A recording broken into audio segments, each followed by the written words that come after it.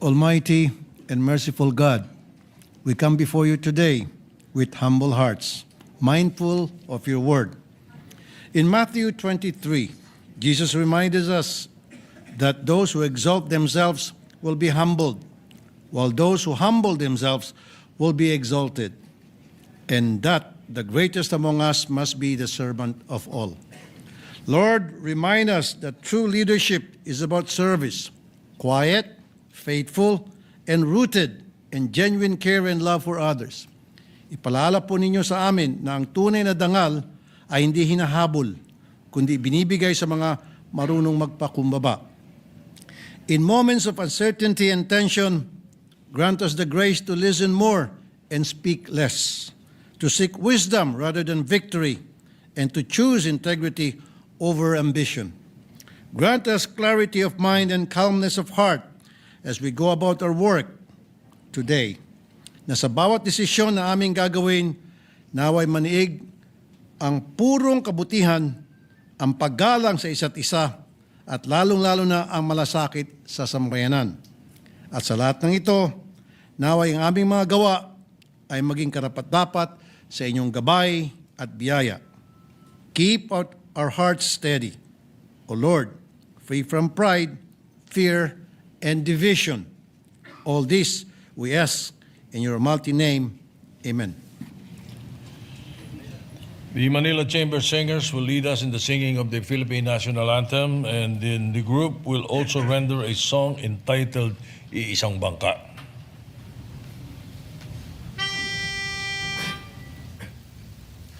Bayang magiliw, pero sa silanganan, alam ng puso, sa dibdib mo'y buhay. Lupang hinirang, tuyang ka ng magiting, sa manlulupig, di ka pa sisingil. Sa dagat at bundok, sa simulan, sa langit mong bakaw, may lagang tula at awit sa paglayang minamahal. Ang isap ng matawat mo'y tagumpay na nagdinigdig, ang bituin at araw na kailan pamay di magdidilim. Lupa ng araw ng walhati pagsinta, buhay ay langit sa piling mo. Aming ligaya na pag may mga api, ang mamatay ng dahil sa'yo.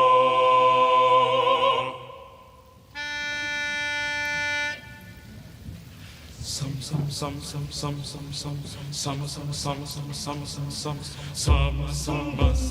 walang sama-sama lakbayan, sama-sama paglisan, sama-sama darat ng sama-sama kay dilim at kay ginaw sa kalawakan ng dagat. Ang galit na hanggang sama-sama puso ang nasingan, magkasama tayo, tatahimik ay hahanapin.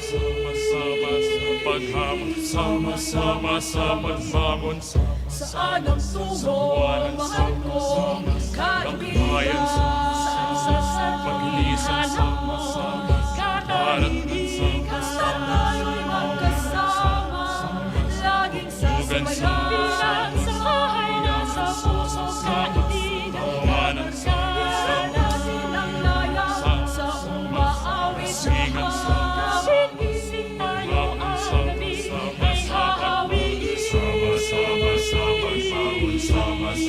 Sama-sama sahod ang sabon, tangay ng hangin, at di mo matanaw kung saan ka daralhin. Ngunit kasama mo ako, nakadikis sa puso mo. Taluyong ng dagat ay tatawidin natin. Sama-sama magkasama. Saan ang tungo, mahal ko, kaibigan, sa pag-ihanap mo, katahimik, basta tayo'y magkasama, laging sasabayan, sa bahay na sa puso, kaibigan, habang sa natin ang laya, sa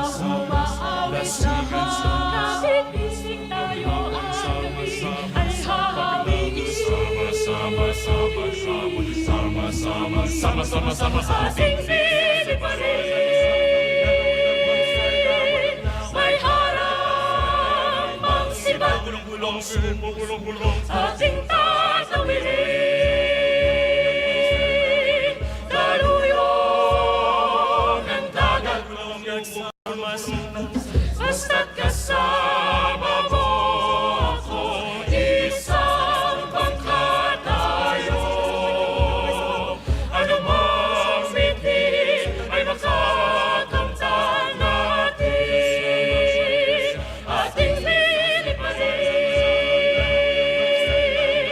may harang mang sibat, ating tatawirin,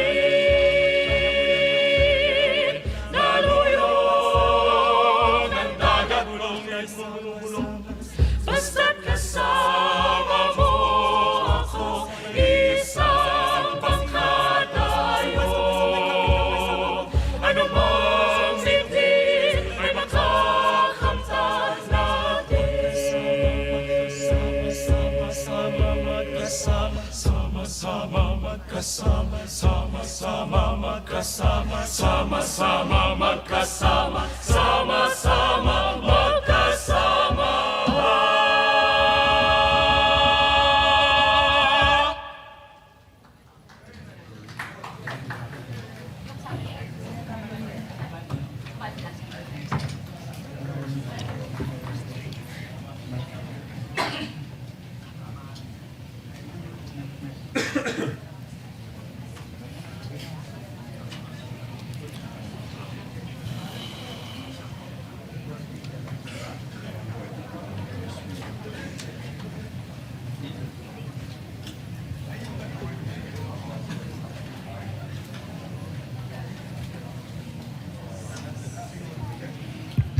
The Secretary will please call the roll. Roll call of members. The Honorable Senator Aquino, Senator Cayetano Alan, Senator Cayetano Pia, Senator De La Rosa, Senator Ejercito, Senator Escudero, Senator Estrada, Senator Gatchalian, Senator Go, Senator Hontiveros, Senator Lacson, Senator Lapid, Senator Ligarda, Senator Marcoleta, Senator Marcos, Senator Padilla, Senator Pangilinan, Senator Tulfo Erwin, Senator Tulfo Rafi, Senator Villanueva, Senator Villar Camil, Senator Villar Mark, Senator Subiri. The Senate President is present. With 21 senators present, the chair declares the presence of a quorum. Majority Leader. Thank you very much, Mr. President. Mr. President, we have a lot of guests in the gallery today. Joining us are my guests from Kibawe, Bukidnon. Mayor Jimboy Rabanes and his family is here with us. We also have LG officials of Davao del Norte led by Vice Governor Clarice Jubahib. These are guests of Senator J.V. Ejercito, guests of Senator Kiko Pangilinan, the Caloocan Vice Mayor Karina Te, and guests of Senator Winga Chalian, Sangguniang Bayan members of Magsaysay, Occidental Mindoro rather, and guests of Senator Rizzo de Veros, Mayor Dexter Uy of Catbalogan City, Samar. Mr. President. We welcome the guests to the Senate this afternoon. Thank you for joining us. Majority Leader. Thank you, Mr. President. Mr. President, I move that we dispense with the reading of the journal of the previous session and consider the same as approved. This is the journal of the 42nd session, Wednesday, February 4, 2026. And so, Mr. President. Any objection? Hearing none, the journal is approved. Mr. President, I move to be proceed with the reference of business. The Secretary will proceed with the reference of business. Message from the House of Representatives informing the Senate that 3 February 2026 it passed the following House bills in which it requests the concurrence of the Senate. House Bill number 6676 titled An Act Establishing a National Policy Framework for Development, Utilization, and Commercialization of Energy Storage Systems. Energy systems, no? Energy, waste and means. All right, refer to the Committees on Energy and Ways and Means. in House Bill number 7239 titled An Act Providing for Mandatory Insurance Coverage and Benefits for All Line Workers. Referred to the Committees on Energy and Labor. Bills on first reading. Senate Bill number 1742, an act converting the municipality of Claver in the province of Surigao del Norte into a component city to be known as the City of Claver by Senator Subiri. To the Committee on Rules. 1745, an act identifying tourism development areas in the province of Isabela, mandating support for tourism development, creating the Isabela Tourism Council, and appropriating funding for by Senator Marcos. The Committees on Tourism, Environment, and Finance. 1746, an act establishing a hospital in the municipality of Calasiao, province of Pangasinan to be known as the Calasiao District Hospital, appropriating funds for by Senator Marcos. Referred to the Committee on Rules. 1747, an act declaring Pinsal Falls, located in the municipality of San Nicolas, province of Pangasinan, a tourism destination, providing with development and appropriating funds for by Senator Marcos.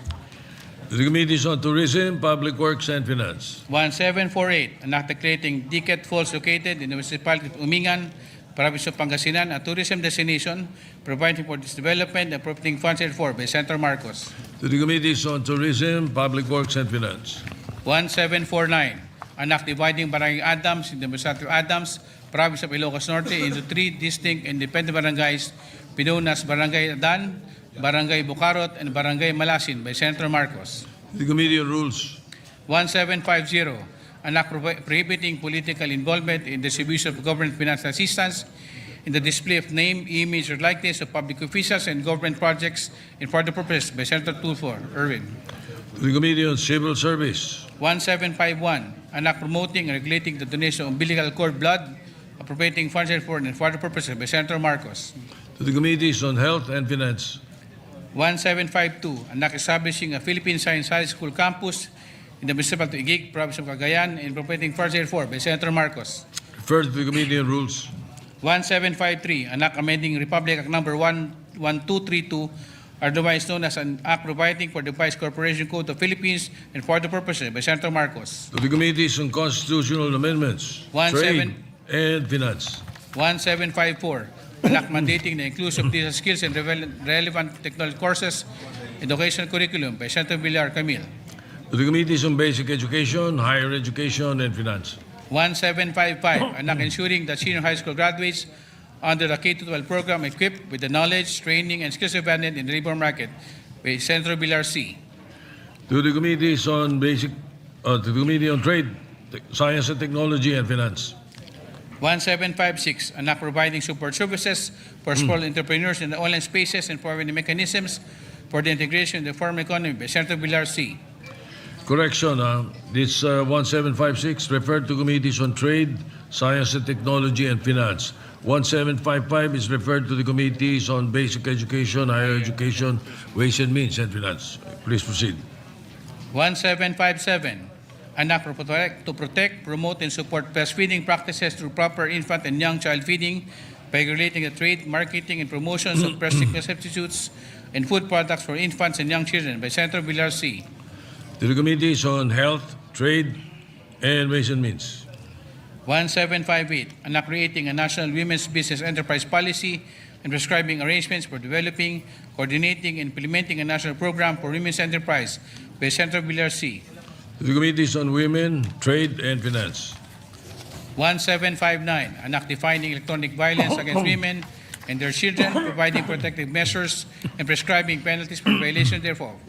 Amending for the purpose Republic Act number 9262, otherwise known as the Anti-Violent Against Women and Their Children Act of 2004 by Senator Villar C. To the Committees on Women and Science and Technology. 1760, an act providing for the employment of a mental health officer in every city and municipality by Senator Villar C. To the Committees on Health, Local Government, and Finance. 1761, an act institutionalizing a national telemedicine system in the Philippines by Senator Villar C. To the Committees on Health and Finance. 1762, an act requiring restaurants, food chains, and other food service establishments to provide nutritional information of their food and beverage offerings by Senator Villar C. To the Committees on Health, Trade, and Finance. 1763, an act reducing wastage by donating and recycling excess edible food by Senator Villar C. to the Committees on Agriculture and Social Justice, 1764, an act providing for the employment of nurses and assigning at least one registered nurse for every barangay by Senator Villar C. to the Committees on Health, Local Government, and Finance, 1765, an act strengthening the Rare Disease Act of the Philippines, amending Republic Act Number 10747 and for other purposes by Senator Villar C.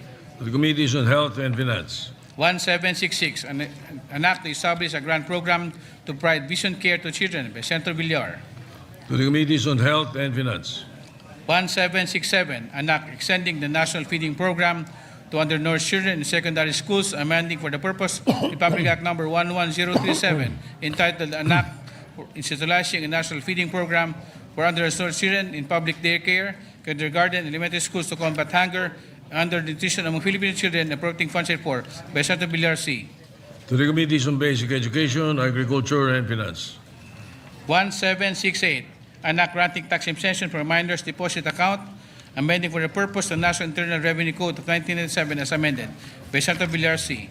to the Committees on Ways and Means, 1769, an act providing educational assistance to the children and dependents of farmers and fisher folks by Senator Villar C. to the Committees on Basic Education, Agriculture, and Finance, 1770, an act promoting responsible waste disposal and clean public space, mandating local government units to provide public trash bins every 100 meters, strengthening local solid waste management and providing funds for by Senator Villar C.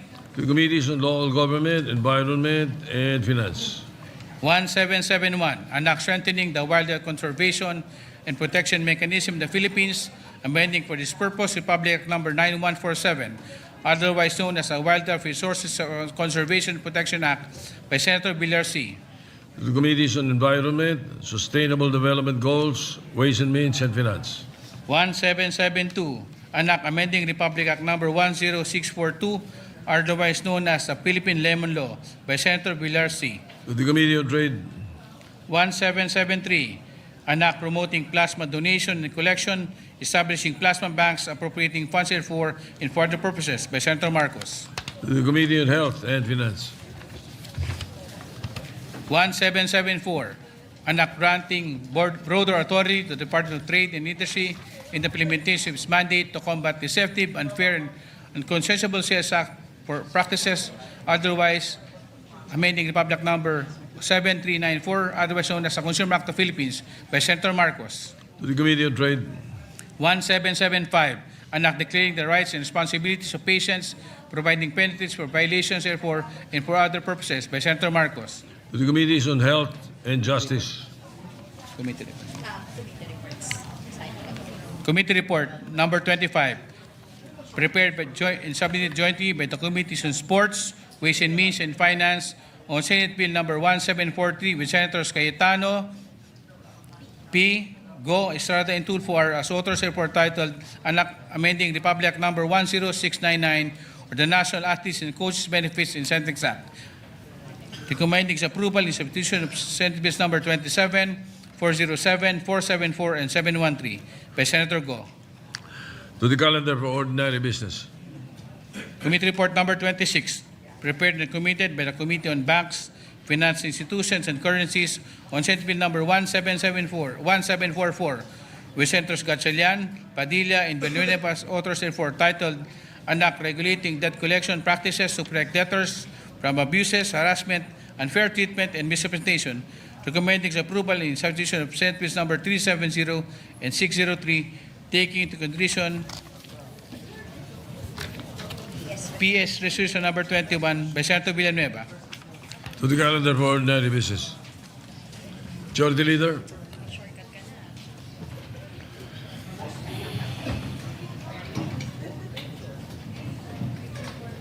May I request for just a minute suspension, Mr. President? session suspended.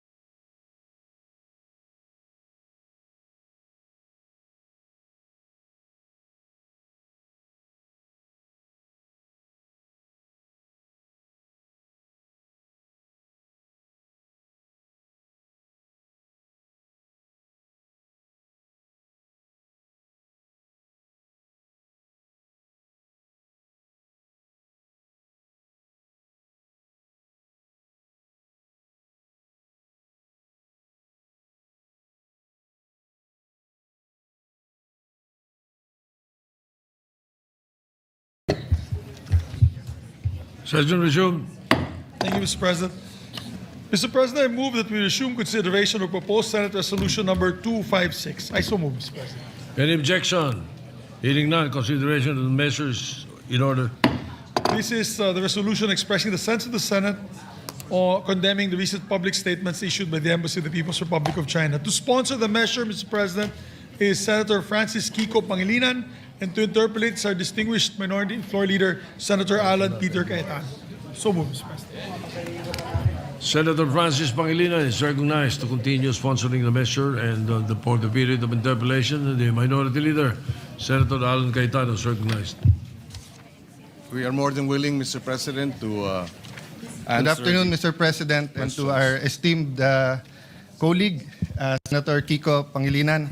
May I have the privilege of asking some clarificatory questions to the one of the principal authors and the distinguished gentleman from Pampanga and the rest of the Philippines. Most willingly to our Minority Leader and the gentleman from Taguig and Pateros. Yes. Thank you. Mr. President, with the permission of Senator Pangilinan, may I start by asking just some preliminary questions, just to set the tone and the environment.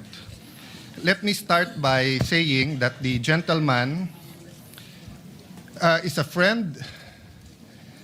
He helped my sister a lot when she was the first time she ran for the Senate. In the last 10, 12 years, we have not agreed on many things on politics between me and the gentleman. Yet we have worked on many things together. Both of us had the privilege of being in the cabinet, him during as presidential advisor on agriculture, myself on the foreign affairs. But the most significant thing is that we are brothers in Christ, correct? Amen. Yes. So I take that as a yes, the amen. So as brothers in Christ, we both believe that Jeremiah 29:11 is true.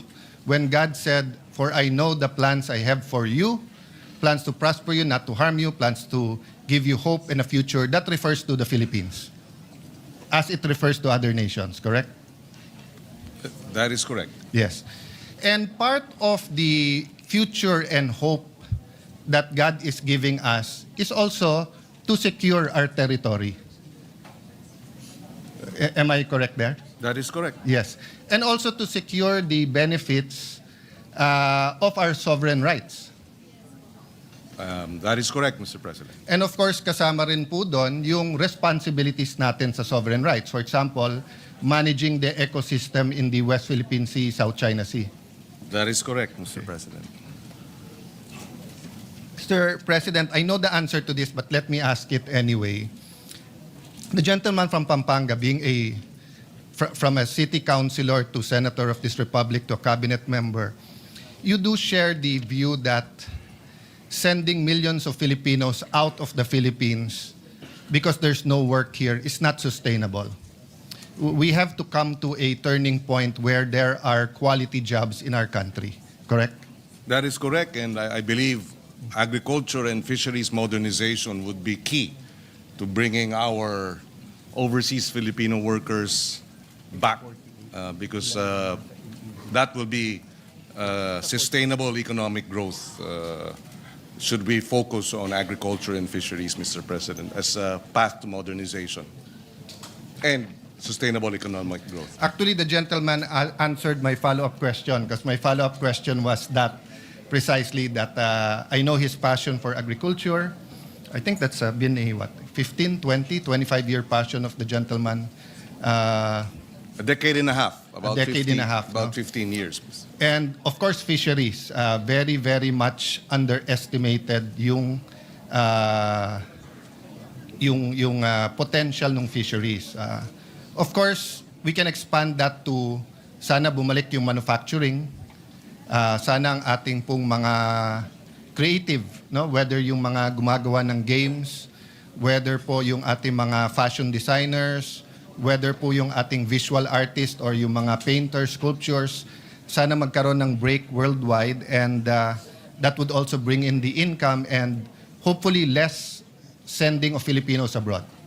Yes. Yes, agreed. So having said that, but while we do have more than 10 million Filipinos abroad, you do agree that it is our responsibility to look after their welfare. While they are there, the millions abroad, and I know the answer is obvious because the gentleman has also stood up, no, to protect and to defend our That is correct, our Mr. President. OFWs, no. And one way of protecting them is through diplomatic ties, correct? Definitely, Mr. Yes. President. So, Mr. President, would it be possible to have a problem with another country in one aspect of the relationship, but continue to grow your relationship on other aspects, no? So, for example, you have a dispute on trade, but in terms of migration, you have very good agreements. In terms of scholarships or people-to-people relations, maganda yan, di ba? So, pwede po ba yun? Pwede ho bang may alitan, may dispute tayo sa isang country, pero maganda pa rin ang relationship natin? In other aspects, Mr. President, yes, that is possible. In fact, the issues, for example, of Japan and China, with respect to territorial disputes, is separate and distinct from their trade relations, Mr. President. So yes, these disputes can coincide with healthy relations in other aspects of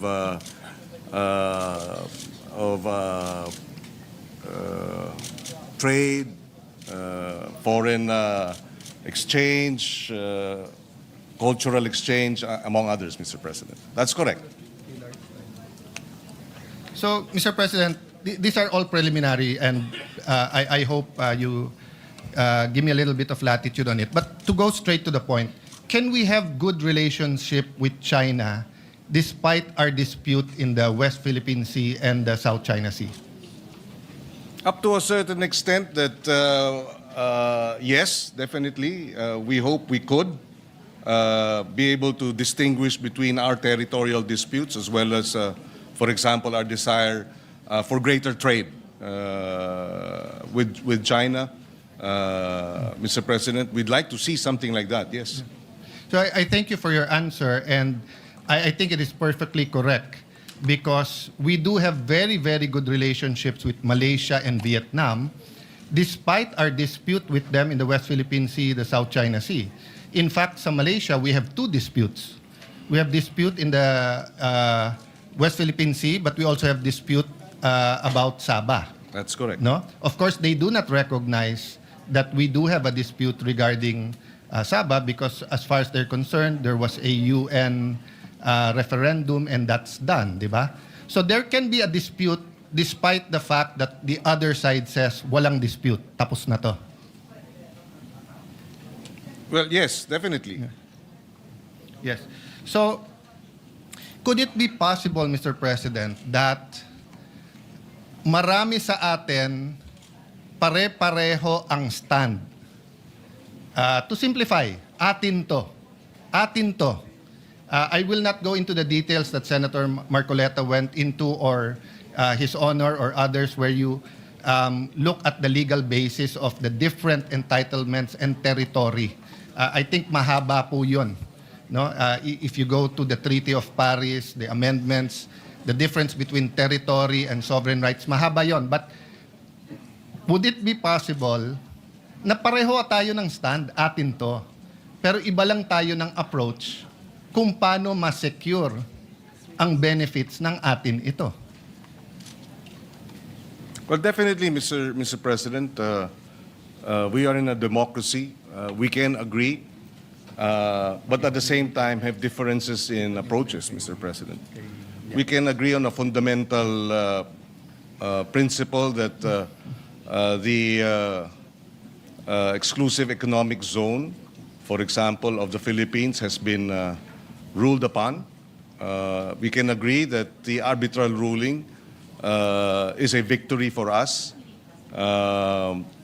But we can also disagree in terms of how to move forward in approaching China with respect to other considerations, Mr. Or other concerns, Mr. President. Sir President, let's go a little bit to the arbitral ruling in a while.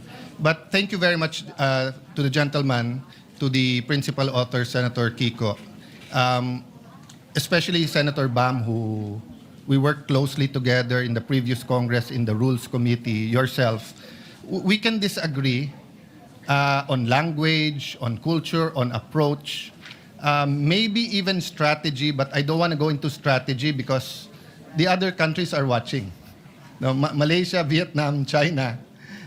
We have a joint strategy with ASEAN, which is quite common knowledge, but then ang problema when we talk about strategy in public, nakikita din ng kabila. But I guess there'll be parts of it that we will nadadaanan natin, Your Honor. But if ever there's something deep about the strategy na dapat hindi in public, please just correct me, or I will state that I will not discuss on that matter because I don't think it will be in our interest to do so. But I want to dwell muna dun sa point that we can agree and disagree.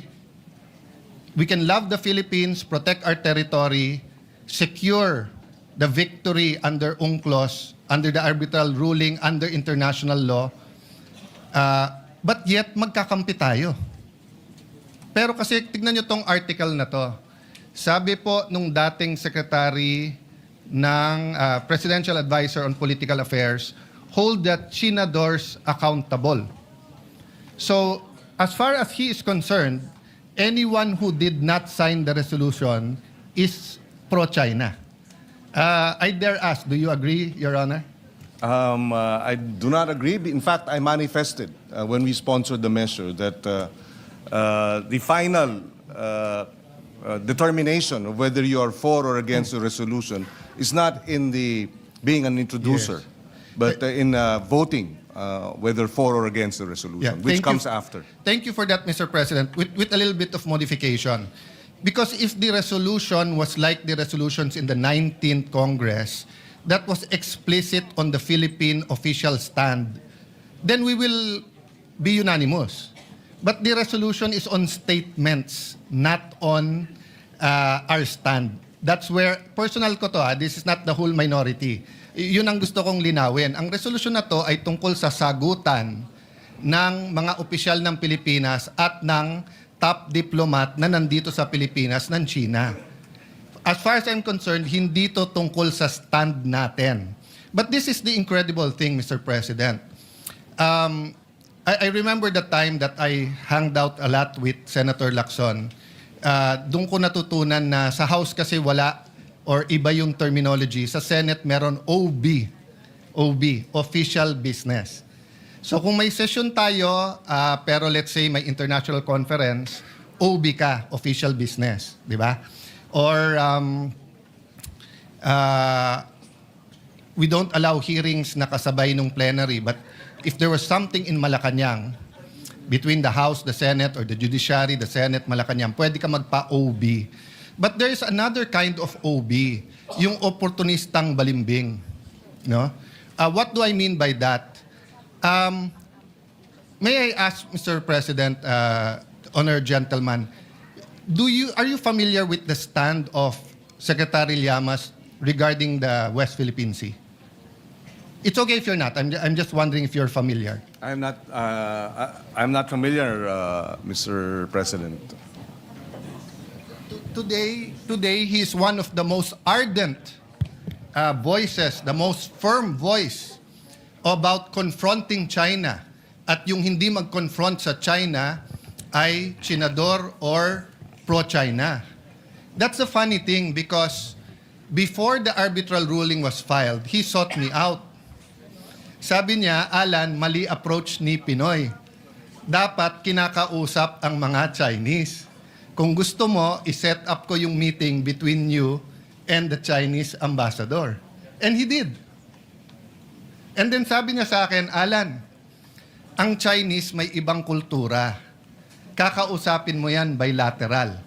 Hindi pwedeng multilateral. Isasama natin ang kano, mapapahamak tayo. He told me that. he met me after the meeting with the Chinese ambassador. This was during the time of President Pinoy. I think in the arbitral award, if I'm not mistaken, Senator, you were still in the Senate, no? You were in the cabinet yet, eh? No, I was no longer... You were already... Yung award... we- 2016. no, we filed The award was 2012. 2016. 2012 yung standoff, eh. Yes. So you were still in the Senate, no? Yes, the first 3 years of my third term. Yes. So I was minority leader noon. So by virtue of that, I was in the National Security Council. And Ronald Llamas were looking for anyone and everyone who would listen to him to talk to whoever to convince President Pinoy not to file the arbitral case, not to go, and to have bilateral talks. So let me just mention, Mr. President, that what is seen in public, in Facebook, in vlogs, is very, very far from what is discussed in the halls of power and between professionals. I mean, here in Senate, we know where we disagree, we know where we will agree, di ba? So for example, if you talk about divorce, we will know who is pro and anti. So yung pro, gusto niyang mapasa yung batas na pwede ng divorce. Yung anti, ayaw. Meron naman pro-divorce, pero ayaw na no-fault divorce. Ibig sabihin, kailangan may grounds. So, masalimuot ang issues, no? Anong point ko doon, Mr. Chairman, Mr. President, dear Senator Pangilinan? A issue this complex, we should simplify so that people, especially students, would know that, you know, we shouldn't be, dapat walang divide and rule, dapat hindi tayo magpabaya, dapat always tayo on guard. But is it productive na just because you don't agree on a certain point, siya pro-China, ikaw, di ba? So, let me ask you this question. Can you be pro-Philippines without being anti-China? Well, that's a general proposition, so I will have to answer with a qualification, Mr. President. That's okay, Mr. President. Yes. Ito naman, opinion lang naman natin dalawa. It'll be difficult to be out and out pro-China, especially when it comes to policies that affect our national interests. So I will have to qualify that you can be pro-Philippines without being anti-China as a general proposition, but when a conflict arises, obviously, between China's interests and ours, then clearly we stand by the national interest. So, meaning, Mr. President, it's like watching a basketball game between the Philippines and China. I'm pro-Philippines, and then in the game, of course, I will cheer for the Philippines, but I don't hate China. Di ba? Pero dun sa specific interest natin, so for example, if I have to negotiate a trade deal, I will be pro-Philippines. Di ba? Now, if it can be a win-win, why not? No? So ang point ko lang, Mr. President, unlike electoral politics, which is a zero-sum game, meaning if Senator Villanueva runs for mayor of Taguig and I run for mayor of Taguig, only one will win.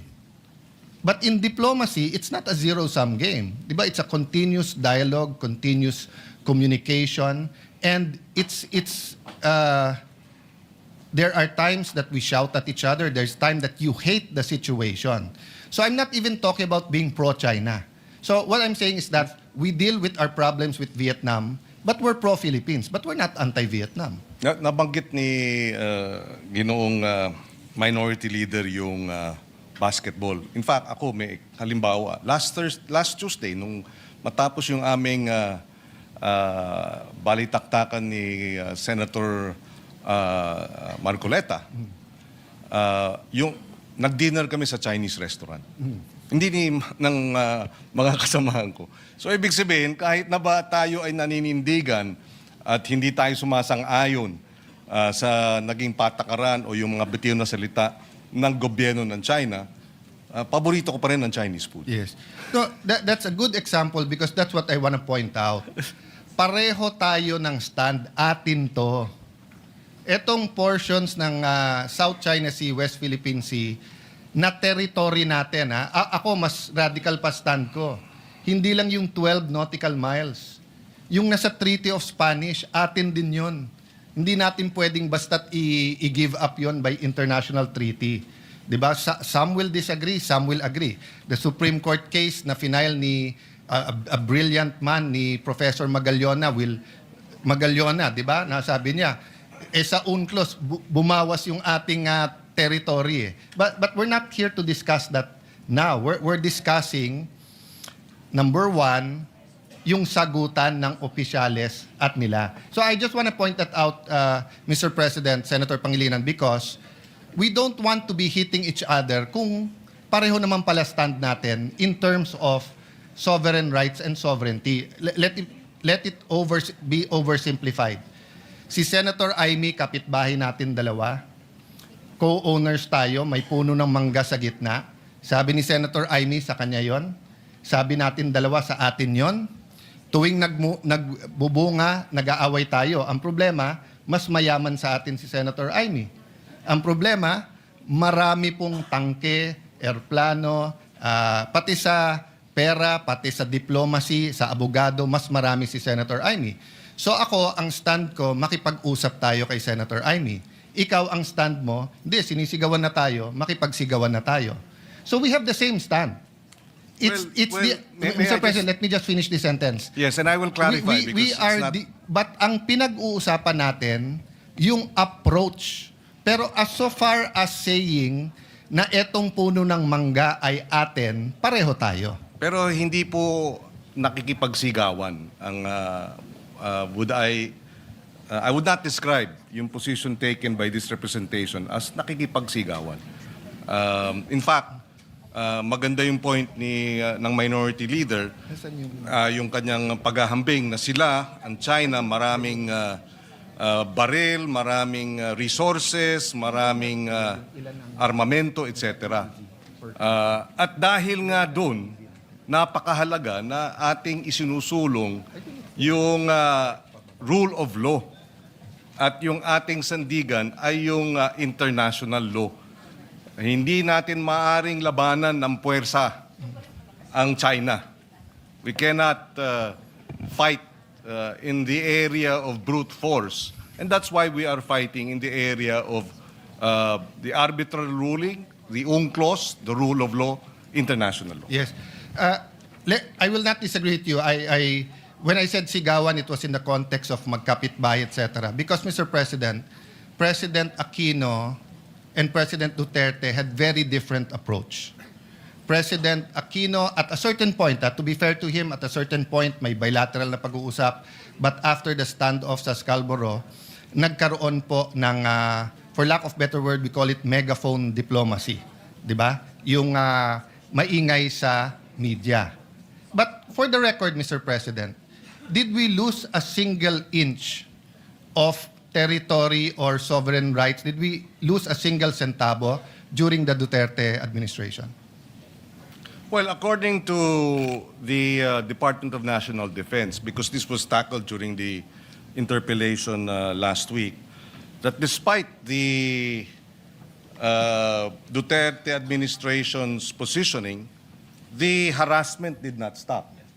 The water cannoning did not stop. And therefore, this is the situation, Mr. President. Hindi naman tumigil yung paghaharas. Yes. Hindi rin tumigil yung pagwo-water cannon. Mr. President, we'll speak about that. Iibahin ko yun kasi ibang issue kung yung dispute was live at umaabot ba sa water cannon. Ang tinatanong ko, kasi during President Aquino's time, it's on the record, we lost control of Scarborough. We lost control. May miscalculations na nangyari. Instead of sending a Coast Guard ship, we sent a military ship, Navy, a gray ship, and then nagkaroon ng standoff and then kinontrol ng Chinese. So when President Duterte took over, that's what we had to deal with, the threats that it will further escalate.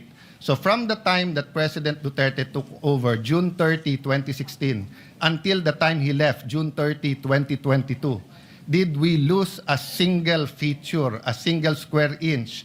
Did we lose part of our territory? I think it's on the record, we did not. Well, if we did not lose any, then we thank the efforts of the past administration. But did we gain? Were we able to reverse the losses?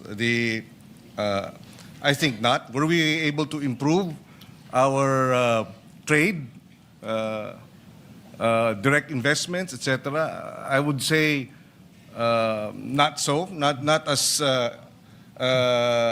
robust in terms of other countries. So therefore, may plus minus din po, Mr. President. Well, let me answer that in two ways. First, I appeal to the records. We had more trade than during the Aquino administration. More bananas, other fruits were allowed into China. The tourism went up.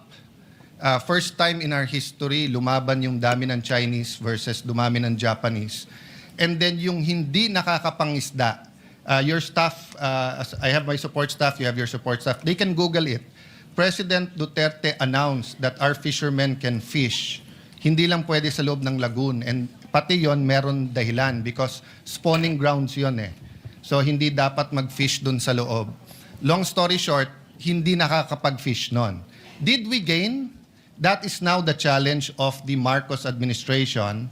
And that's why I have not commented whether I'm for or against because his national security knows more of what's happening on the ground. And ongoing pa yung kanilang strategy. Do I hope that they will gain? I think there are some gains in the Scarborough. Of course, I hope that they will gain. Kaya nga ulit-ulitin ko. Pareho stand natin, atin to eh. Yung approach natin ang iba. And tayo, nakakapag-discuss tayo. I will agree with you or disagree. You will disagree with me. But I will not call you hypocrite, pro-China, anti-China, anti-Philippines, ganyan. Because precisely, you know, when I was in the Foreign Affairs Department, question ako ng Malaysian, Indonesian more of curiosity at Vietnamese. Bakit ganito yung strategy? Because nakikinabang sila sa strategy natin pag tayo maingay. But I got the shock of my life. Why? Because when I actually became Foreign Secretary, the funds from the United States for the South China Sea, mas malaki ang nakukuha ng Vietnam kaso sa Pilipinas. Ginera nila ang Vietnam, tinalo sila. Tayo, treaty ally, mas malaki. Ang before the administration of President Duterte, binigyan ng same kind of ship or seacraft ang Taiwan sa Pilipinas. Yung sa kanila may weapon system, may communication system. Sa atin, walang weapon system. So Mr. President, what I'm saying is that pareho tayo ng stand. Pareho natin mahal ang Pilipinas. Pareho natin gustong makinabang ang bawat Pilipino, ang anak ng anak ng anak ng anak ng anak natin. You know, President Cory, in her visit to China, actually started the discussion on this. So it's not new, no? So if you have comment, Mr. President, then can I have just a few more preliminary? Go ahead, Mr. President. Just very quickly on the Scarborough Shoal incident. Precisely because of the Scarborough Shoal incident, the Aquino administration proceeded to file the case before the International Tribunal a few years later. I think Yes. 1 year or several months later. And we won, thankfully. Yes. And in that regard, we placed on record that the 9-dash line of China is illegal, according to the UNCLOS, that they're setting up, building destruction of the reefs and building artificial islands and runways was violative of our EEZ, and that alone gave us a strong footing so strong in the sense that moving forward, several years later, about 60 countries have recognized the 2016 ruling Yes. that favored precisely the Philippine position and counting. So I'd like to think that yes, that incident in Scarborough was most unfortunate that it led to that, but because of that incident, we, as a smaller nation, decided that the way to addressing the challenge of a bigger nation, more powerful nation, is by way of the rule of law, by international law. Yes, Mr. President. But there were many things that happened in between. One, we made the mistake of sending a gray ship. Number two, if the records I read is correct, we made the mistake of relying on back channeling and an alleged, until now, walang confirmation o denial, kung totoong nag-mediate ang Amerika at sinabing pag umalis yung ships nyo, aalis din yung Chinese ships, umalis yung ship natin, hindi umalis yung Chinese ship. So I leave that to history to judge. But one question on the arbitral ruling. Is it a total victory o meron din parts na nagka-problema tayo? Well, there is this concern that, which was already raised previously, that because the Kalayaan group of islands is not within the EEZ rather, then it creates some questions regarding our sovereign rights and sovereignty over the KIG. But it can be argued that in the same way, for example, Guam is not within the EEZ of the United States, it is still U.S. territory. Medyo exhaustive naman po ang inyong talakayan ni Senator Marcoleta. I'll just try to summarize it in one line. Yung nangyari kasi doon, claim natin na China cannot claim a group of features as one unit that, what's the right word, that generates entitlements and rights, di ba? But tayo, claim natin yung KIG as a group. That's why last minute lang nalaman nung lawyer natin. So, but as I said, exhaustive kayo. But maraming hindi nakakaalam, and I think this is where it's upsetting to scholars. Because I got the shock of my life. Before I went to DFA, I attended seminars, international seminars. Ito yung mga track 2, mga professors. At tinanong nga ako ng isang professor, "Sir, did you win the arbitral award?" Of course, sagot ko yes, but I knew it was sort of a trick question. So he asked me, "Sa Scarborough Shoal, didn't you used to arrest Chinese fishermen?" "Yes." "Oh, didn't you used to arrest Vietnamese fishermen?" "Yes." "O ano ba ang sinabi sa award?" Sabi sa award, it is recognized as traditional fishing ground of all three: Chinese, Filipinos, Vietnamese. So ngayon, hindi na natin sila pwedeng arestuhin.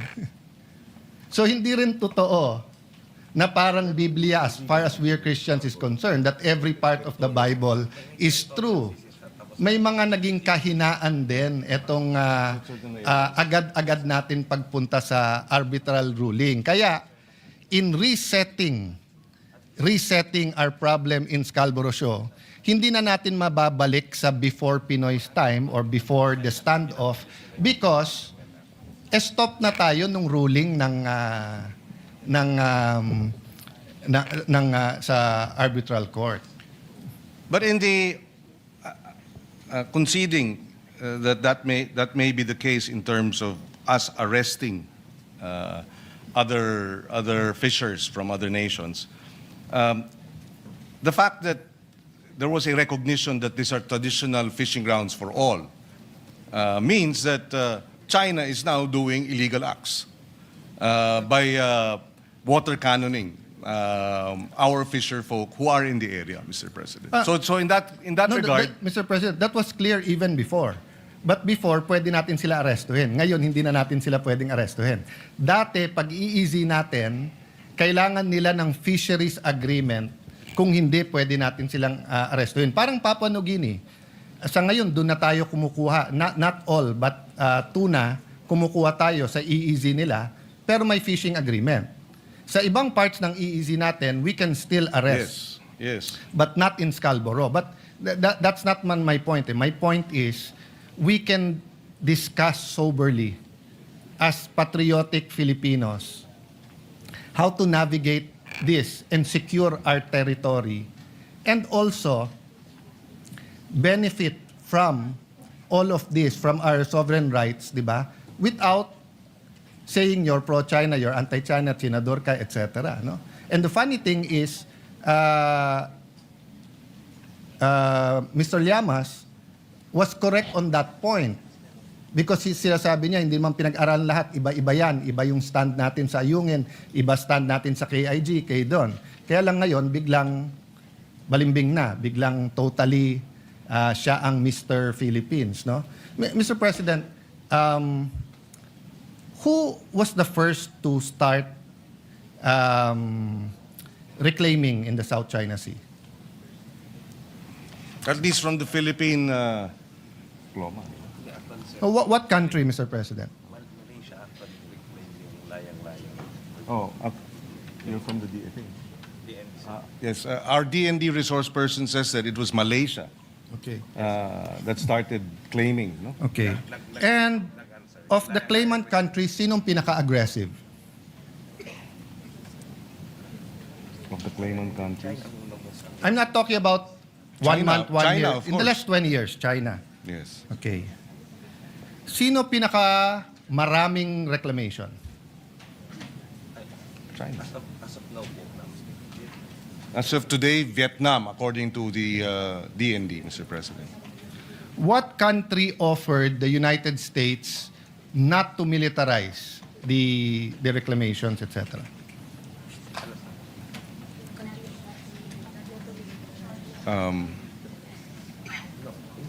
Actually, Philippines was the first. President Ramos was the first to say not to militarize that.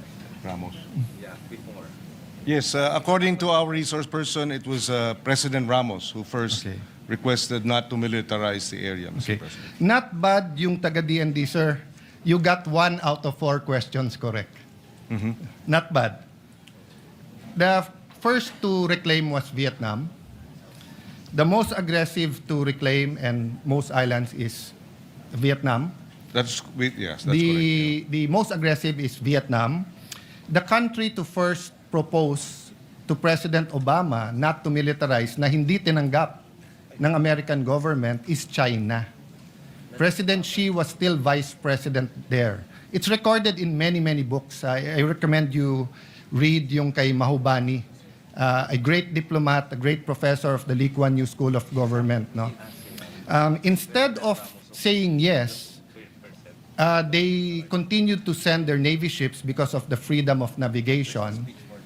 And China reacted the same way that US reacted to missiles on Cuba. No? So the next question, Mr. President, inside our EEZ, sino ang pinakamaraming reclamation?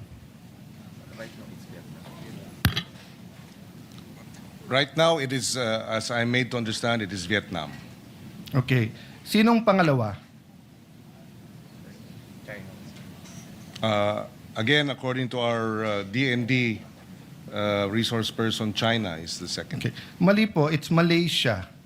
So, tama ako, Malaysia.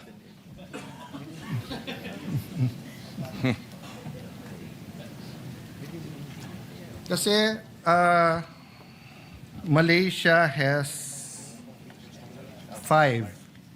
Well, if he considers the one by Taiwan because of the one China policy, then tied ang Malaysia at saka China.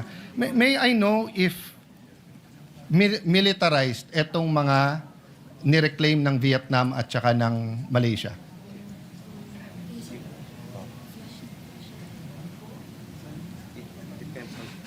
Depends naman kung naglalagay ng military officer. Yung sa Vietnam, they have their own military.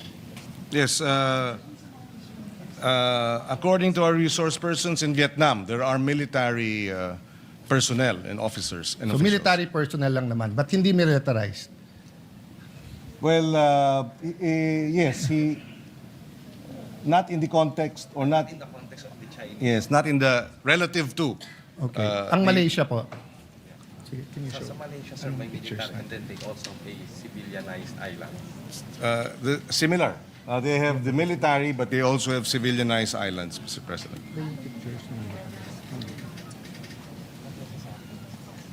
Yeah, kasi that's simply because ating military. Isa-isa pictures. Actually, it's military. Yeah.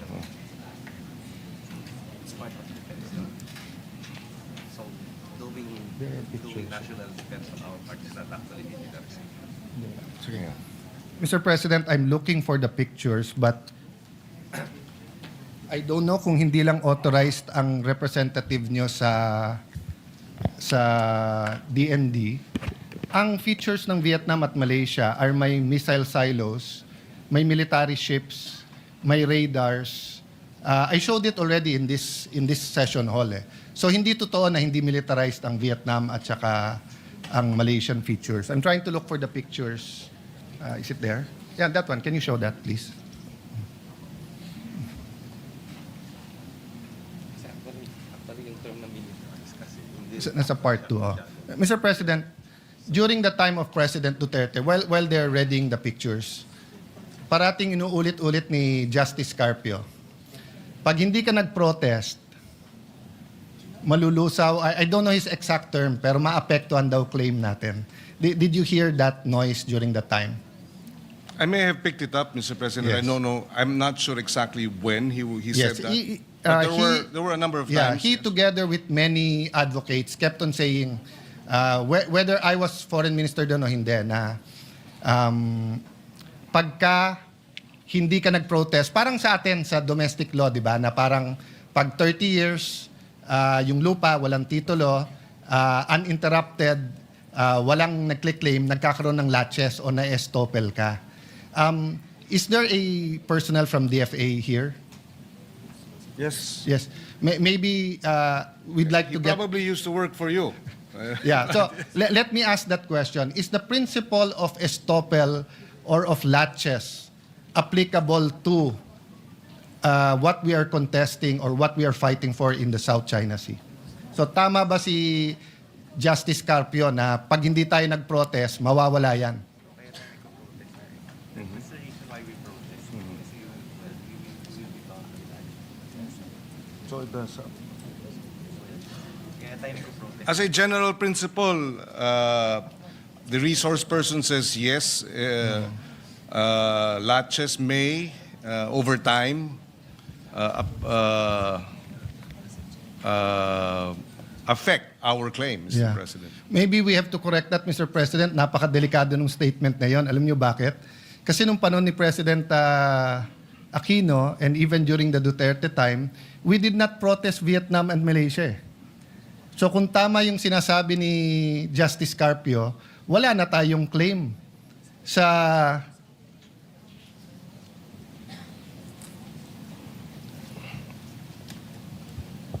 Well, sa 38 features ng China na clinic-claim nila, ang nasa loob ng EEZ natin 4, sa 24 na clinic-claim ng Vietnam, nasa EEZ natin 11, tapos yung Malaysia may 5, Taiwan, yung Ito Island, nasa loob, hindi natin pre-noticed yun, Mr. President.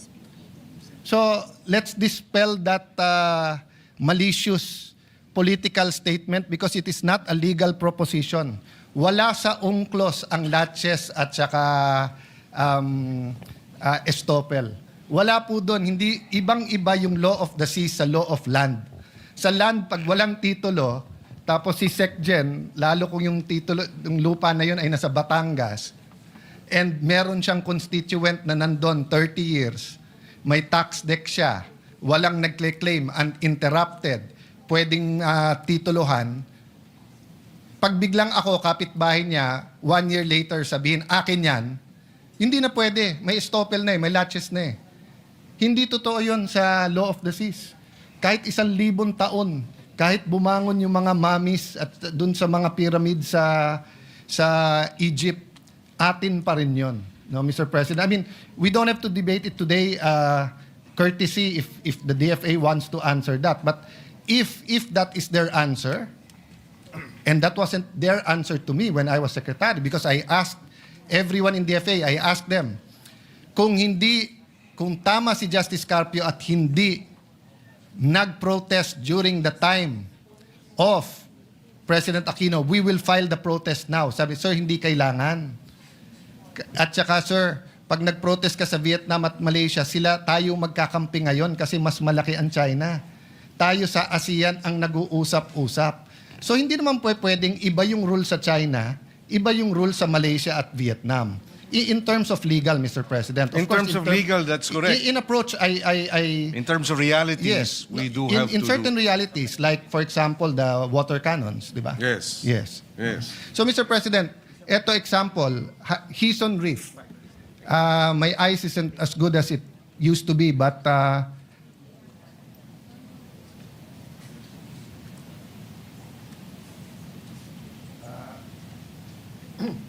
I read the radar, I see the battle tank. Go to the next slides para lang makita. Eto, Bailang K. So makikita nyo po dyan, meron pong bunker, meron pong gun shelter, meron pong open, ayan, may battle tank, may lighthouse, may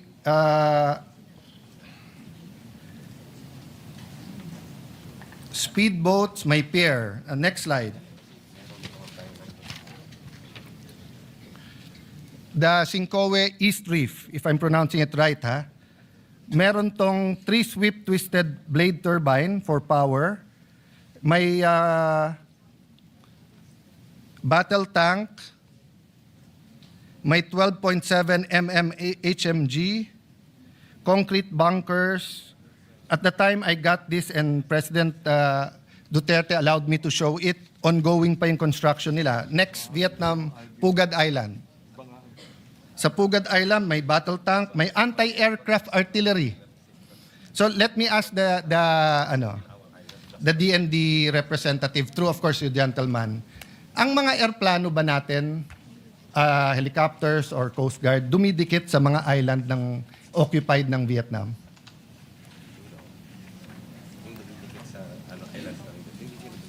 Hindi, tayo dumidikit. Hindi daw tayo dumidikit. Yes. And that is why walang water cannon. That is why hindi natin napapanood sa balita yung you are in Vietnamese territory, move out.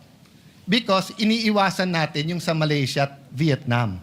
That's not the only reason, Mr. President. Kasi nga, hindi iniwasan ng China ang Sierra Madre. Sila mali doon, tama tayo doon. I don't contest that. This is my point, Mr. President. We're not being totally truthful to the Filipino people of what's happening sa West Philippine Sea, South China Sea. And as we strengthen to face China, Malaysia and Vietnam are also strengthening. I don't know if the resource person from DND has the information how many submarines does Vietnam have?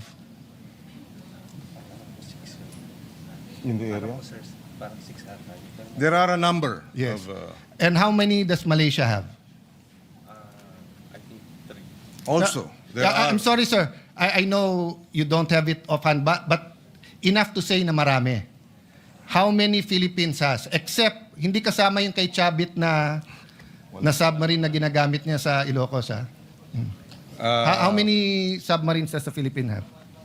According to the DND, we have no submarines, Okay. Mr. President. So, in long story short, we don't really have a strategy except the transparency strategy against China, but more so, we don't have that concrete strategy against Vietnam and Malaysia. Although we're friendly, Vietnam and Malaysia, as seen in all of this, have a strategy against the Philippines. In this last one, tignan mo po yung Quay. Tignan nyo po yung landingan nila, no?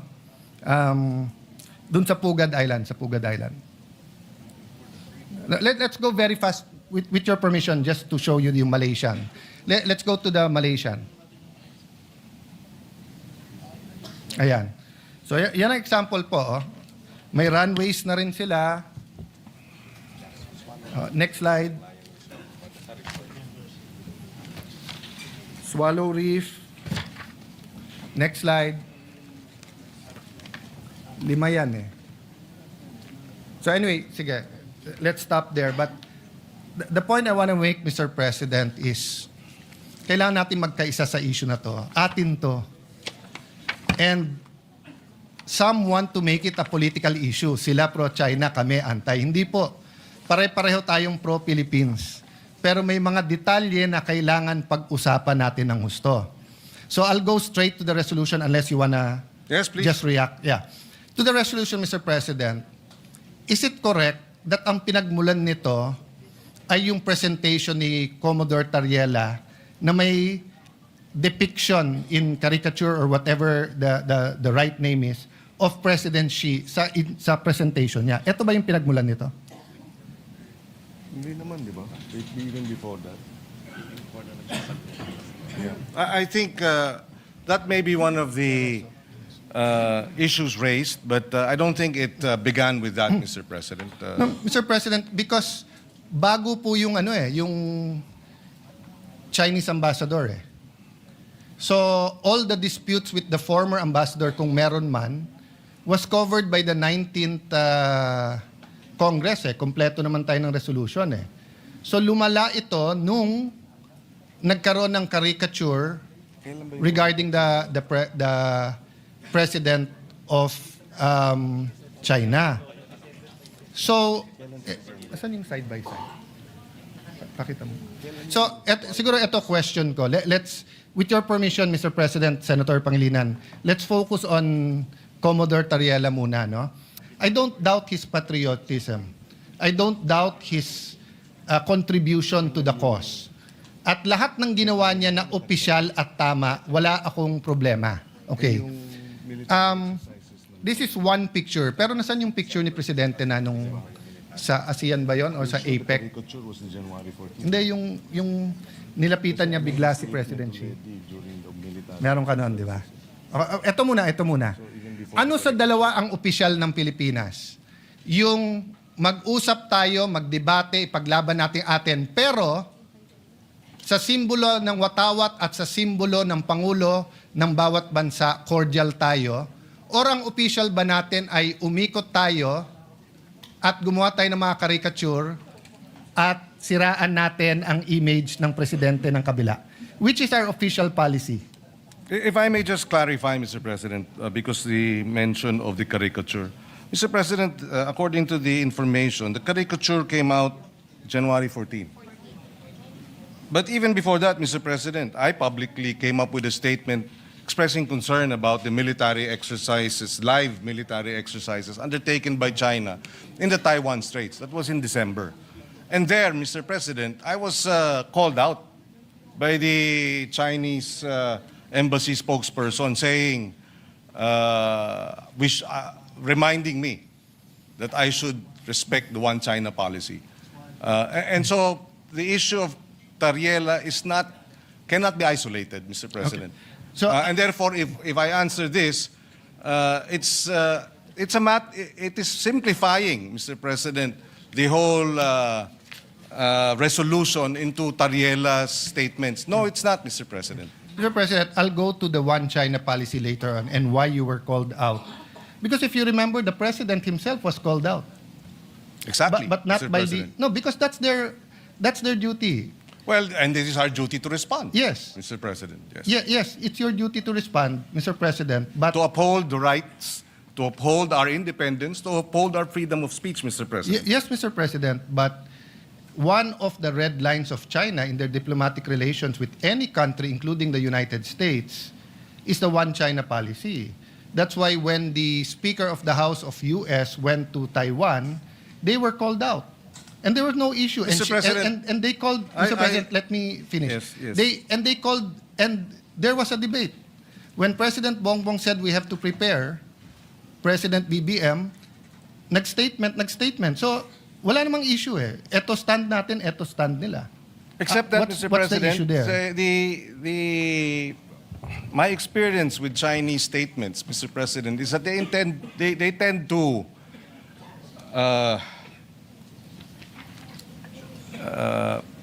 they tend to be inaccurate or they tend to make wrong, false accusations. Mr. President, I was chairperson of the Council of Asian Liberals and Democrats. Our organization was blacklisted by China. And the accusation was that the Council of Asian Liberals and Democrats, of which I was chairperson, was supporting Taiwanese independence, which was a lie, Mr. President. So I've had experience with Chinese public statements that are false because it serves their interests to promote their one China policy. We respect their one China policy. When I expressed concern about the live military exercise, I did not speak about Taiwan's independence, or I did not speak about, at least from my point of view, it had nothing to do with the one China policy. We were just expressing concern that the live military exercises are creating tension and escalating tension in our region. There was no mention of one China policy, and then they come in and then remind me. No, Mr. President, that is a standard reminder because they consider Taiwan and the waters in between to be part of China. So, put it another way, Mr. President. Sa kainitan ng secession movement ng Mindanao, kung may statement ang isang opisyal ng China, dahil nagpadala tayo ng military sa Marawi, hindi ba ang diplomats natin sa Beijing sasabihin din sa kanila, huwag kayong makialam? Kasi one Philippines to eh. Ang Mindanao ay hindi independent. Mr. President, I beg to disagree with the comparison. I think, again, ano yan, Atis at Santol, Mr. President. Iba yung sitwasyon dun sa Mindanao, iba naman ang sitwasyon dito sa Taiwan Straits, Mr. President. Mr. President, that's a very, For example, we have about 200,000 overseas Filipinos in Taiwan. And so these live military exercises are a concern because an accident could lead towards, a shooting war, which we would, for the sake of our Filipinos overseas, we would like to ensure that nothing like that happens. No, I agree with you, Mr. President. And I agree with your statement, and I agree na sana hindi invade yung Taiwan. What I'm saying is it's the duty of their diplomats na sumagot. So if there were 200,000 Chinese in Mindanao, and we had live exercises, i-invade yung Marawi, yung ating diplomat ay aangal pa rin sa Beijing because it's their duty. Diba? But to move on from that, Mr. President, okay, going back to Commodore Tariela, sa resolution nyo po kasi nakalagay dito in their performance of the official duties. So, tinanong ng ambassador ng China sa DFA, official ba yan? Which is tama and normal. So if in Beijing, yung isang general doon ay maglabas ng caricature ni BBM, ipare-recall natin yung ambassador natin doon pag hindi siya nagtanong, nag-protest na bakit, at pag hindi sinabing official ba yon. Kasi yung Pangulo natin takes effort and time for good relations despite the dispute. Tapos yung general, naka-uniforme pa siya, on official time, will show this caricature. So my point, Mr. President, is nagahalo-halo kasi itong resolution na to kung ano tama at mali. Let's assume, I will not grant because hindi ko alam yung statements niyo, Mr. President. I have to admit that. Okay? Pero nagahalo din yung statement si Tariela. We cannot pass this resolution saying that Commodore Tariela is correct because he's wrong. If he just simply stated, I love the Philippines, I will fight for our territory, I'll fight for our sovereignty rights, I will do my duty, but sorry, dahil uminit ulo ko, nilabas ko to, pero hindi official yan. Tapos tayo. We beg to disagree, Mr. President, that Mr. Commodore Tariela is mistaken. So, we would not have put this resolution and authored it if we felt Mr. Tariela. So that's what I want to elicit. So the authors of this resolution is saying, pwede. So kung ang official ng presidente is to have certain decorum sa presidente ng China, pwede yung isang general hindi sumunod. Ang sa kanya, bastusin natin yung Pangulo Mr. ng isang President, bansa. that is his interpretation? No. Bastos yun. No, that is your interpretation. No. So if I ask them well, now... Mr. President, we beg to disagree. Can you show the slide Mr. ulit? President, we beg Mr. to disagree. President, The Department of National Mr. President, Defense tignan niyo naman po.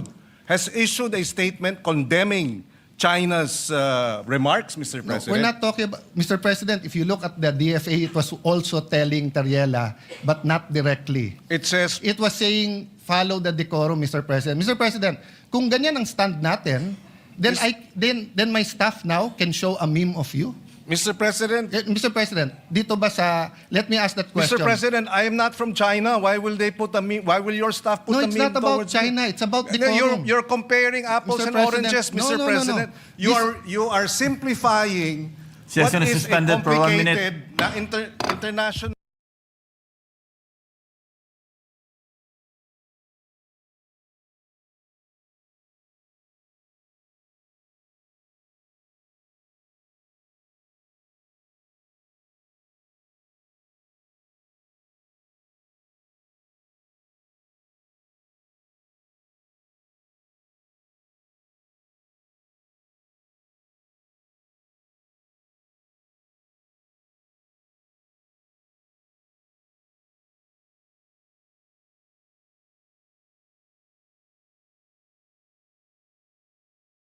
Kiko, and to you. I think we were just making a point.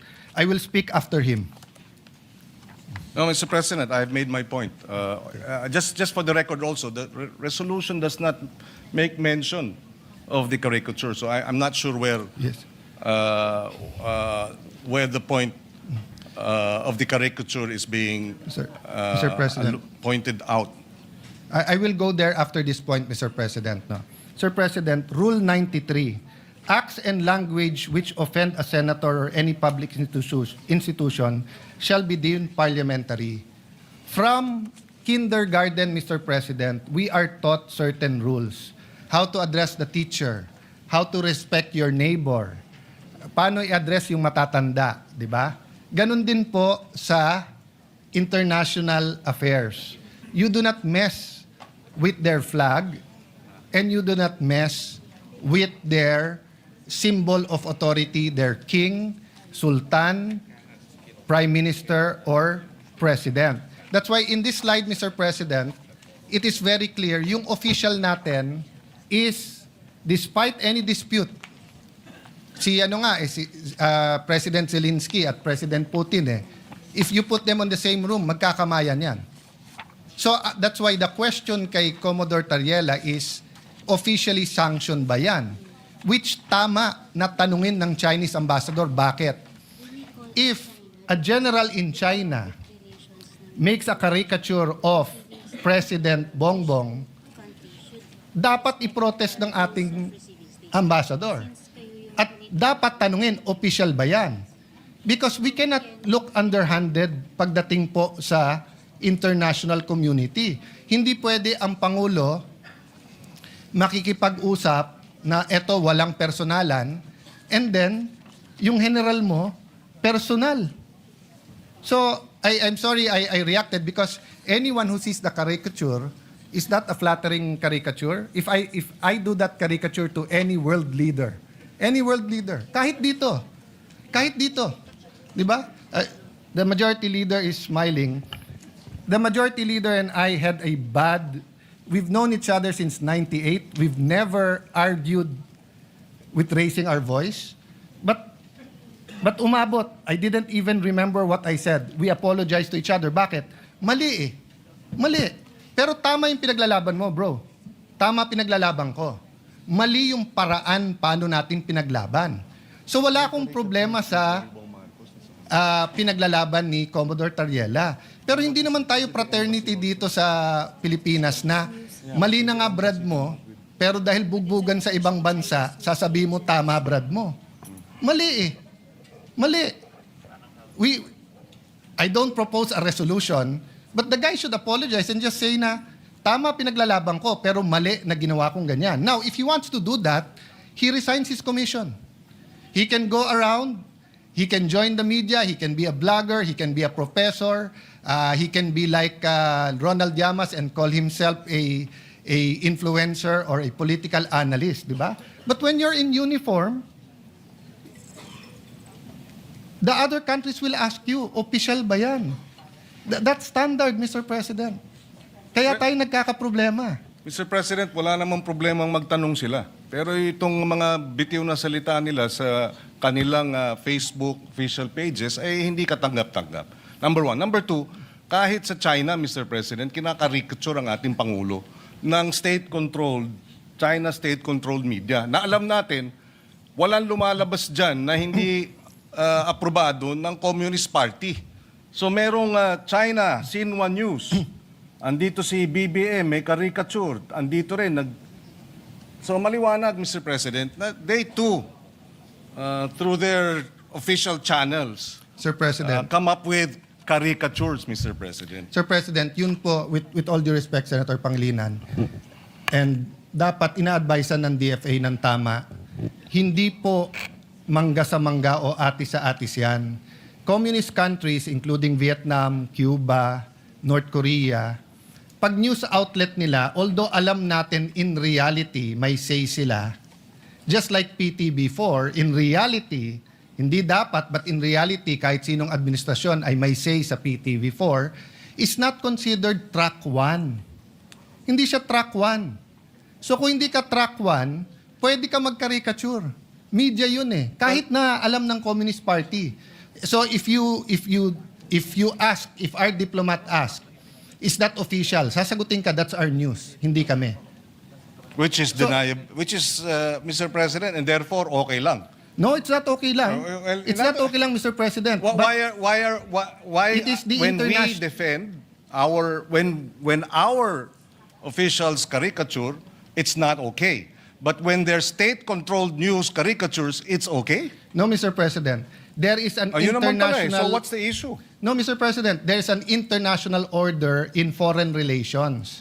And when these countries that control state media do it, it is accepted that it is not track 1. But when democratic countries have generals who do that, it destroys the order. Nagmumukha tayong childish at bata, nasisira po ang kredibilidad mula sa Pangulo hanggang sa Secretary of Foreign Affairs. Kung hindi sila napapahiya na ginagawa ng state news, tayo napapahiya. Kasi walang maniniwala na gagawin ng general yan at hindi siya ipagsosorry, tapos sasabihin hindi siya opisyal. Well, again, Mr. President, if taken in isolation, and that's the difficulty here, the good senator is taking it in isolation. That was January 14. December pa lang, pinuntirya na ako. Si Senator Risa Ontiveros, the same. Nung nag-statement ang Congressman Laila and Congressman Jokno, tinira rin. So, itong propensity to focus on Tariela because nagre-reklamo on China, it does not present the entire picture, Mr. President. Mr. President. This resolution would not have happened if it was just Mr. Tariela, Commodore Tariela they were complaining about. No, Mr. But precisely, it is a systematic propaganda campaign to discredit our public officials, to discredit our armed forces, Mr. President. Ganyan ang style. And the statement of the DND, if you look at it, if you read through it, they were saying, and they condemned the lies. Mr. President, they described it as lies, ang nilalabas ng China. And then dito tayo, nagre-reklamo sila dahil dito sa caricature. Sana naman medyo patas tayo dahil dito naman tayo sa atin, Mr. President. Suportahan naman natin yung ating Coast Guard. Sila ang tumataya dyan eh. At suportahan natin ang DND at ang ating men in uniform. Yun ang ating Mr. President. kagustuhan para maipasa itong resolusyon na ito that we stand behind our men in uniform. We oppose and we condemn the lies, the disinformation, and the maligning being undertaken by China against the senators, against congressmen, against our men in uniform. Mr. President, ganun lang kasimple ito. Hindi na dapat pinahaba pa at pinatatagal pa to, Mr. President. Mr. President, that's his opinion that hindi to pwedeng pahabain. This affects OFWs. This affects our ailing economy. This affects our being a Christian nation. This affects moral ascendancy. Hindi mo pwedeng sabihin dahil mali kayo, mali na rin gagawin ko. Dahil ang Coast Guard tama, yung isang general na ng bastos, okay.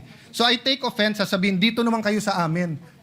Protektahan nyo naman Coast Guard. Kailan namin hindi protektahan ng Coast Guard, Mr. President? We are for the Coast Guard, Mr. President. But if one of their generals went over the line and did something that is wrong, childish, undiplomatic, reckless, unprofessional, it's also our duty. Did we file a resolution here to ask someone to correct him? Hindi po. Kasi hindi na namin kailangan ng rest back ng Senado. Pag kami nakakapag-debate sa Russian ambassador, American ambassador, hindi namin kailangan rest back ng Senate. Especially kung tama kami. But what we're asking sa resolution to is rest back ng buong Senado. Which I'll go to the other point because hindi tayo magkasundo dyan. So tingin nyo tama, bahala kayo. Because may mga anak kayo, may mga apo, tayong lahat. Dadating tayo dyan. Pwede mo ba sabihin sa anak mo, anak, pag mali sila, gumawa ka na rin ng mali. Anak, okay lang mang bastos kasi mas bastos sila eh. Anak, okay lang mag-bully kasi mas bully sila. Ako, hindi ko sasabihin yon. Ako, sasabihin ko, At hindi yun ang sinasabi. hindi, yun ang sinasabi mo, Mr. President, and I'm No, not yet Mr. finished. President, of Kasi course you said, tama We si beg to Tariela. disagree, Mr. Mr. President, I'm not yet finished. No? Well, we beg to So, disagree. Mr. President, this is the question.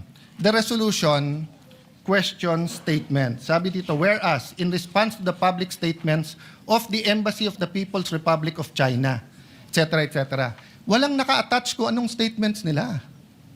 So, paano tayo magdidebate dito? That's why mahaba to eh. Mga pang-3 araw to, iniisa-isa ko yung statements. Pinapakuha ko sa staff. Nagsumula lang ako kay Tariela because tinitingnan ko statements ni Senator Risa. I think that's within her rights.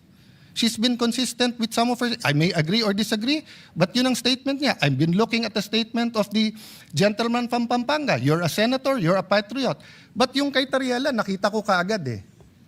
Tama yung iba niyang mga statements, pero mali yung ginawa niya na ganyan ang gagawin mo. Kasi pag ginawa kay President Bongbong yon, regardless kung opposition ako administrasyon, pagtatanggol ko siya. Dahil mali eh. Ang mali is mali. Hindi pwedeng mali sila, mali na rin tayo. Tama sila, tama tayo. May tama tayo niyan. So Mr. President, this is the question. How will we discuss and vote on this? Kung wala naman dito yung statements na kine-question natin. So will the gentleman attach these questions and furnish the members of this chamber? I don't think we ever passed a resolution. Mr. This is just 30 seconds, tapos na ako. On this point, we've never passed a resolution condemning anything without specifying what we're condemning. So, pwede bang sabihin, hindi ko gusto yung sinabi ni Senator Marcoleta sa CA. Hindi po. I saw the statement of Senator Lacson. I saw the other statements. Specify nila kung ano sinabi niya. Nakita ko statement ni Senator Marcoleta. Clarify niya. At least malinaw. Eto parang carte blanche na lang. Lahat ng sabihin ng Chinese ambassador, mali. Paano kung sinabi niya, good morning? Paano kung sinabi niya, ni hao? Good morning. Kinokondemn natin yon. Bawal na mag-good morning sa Pilipinas? Oh. You might say it's obvious na hindi yun ang kinokondemn. There's no such thing as obvious. The records of the Senate will bear this resolution and the discussions in this August hall. But anyone can add and subtract if it's general. So which statements are we talking about so that we in the minority, in the opposition, can be able to debate? That's why I started out today by simply saying, pagdating sa South China Sea, sa West Philippine Sea, nagkakaisa tayo, magkakasama tayo. Atin ito, ipaglaban natin to. Pero pagdating sa bastusan, out kami dyan.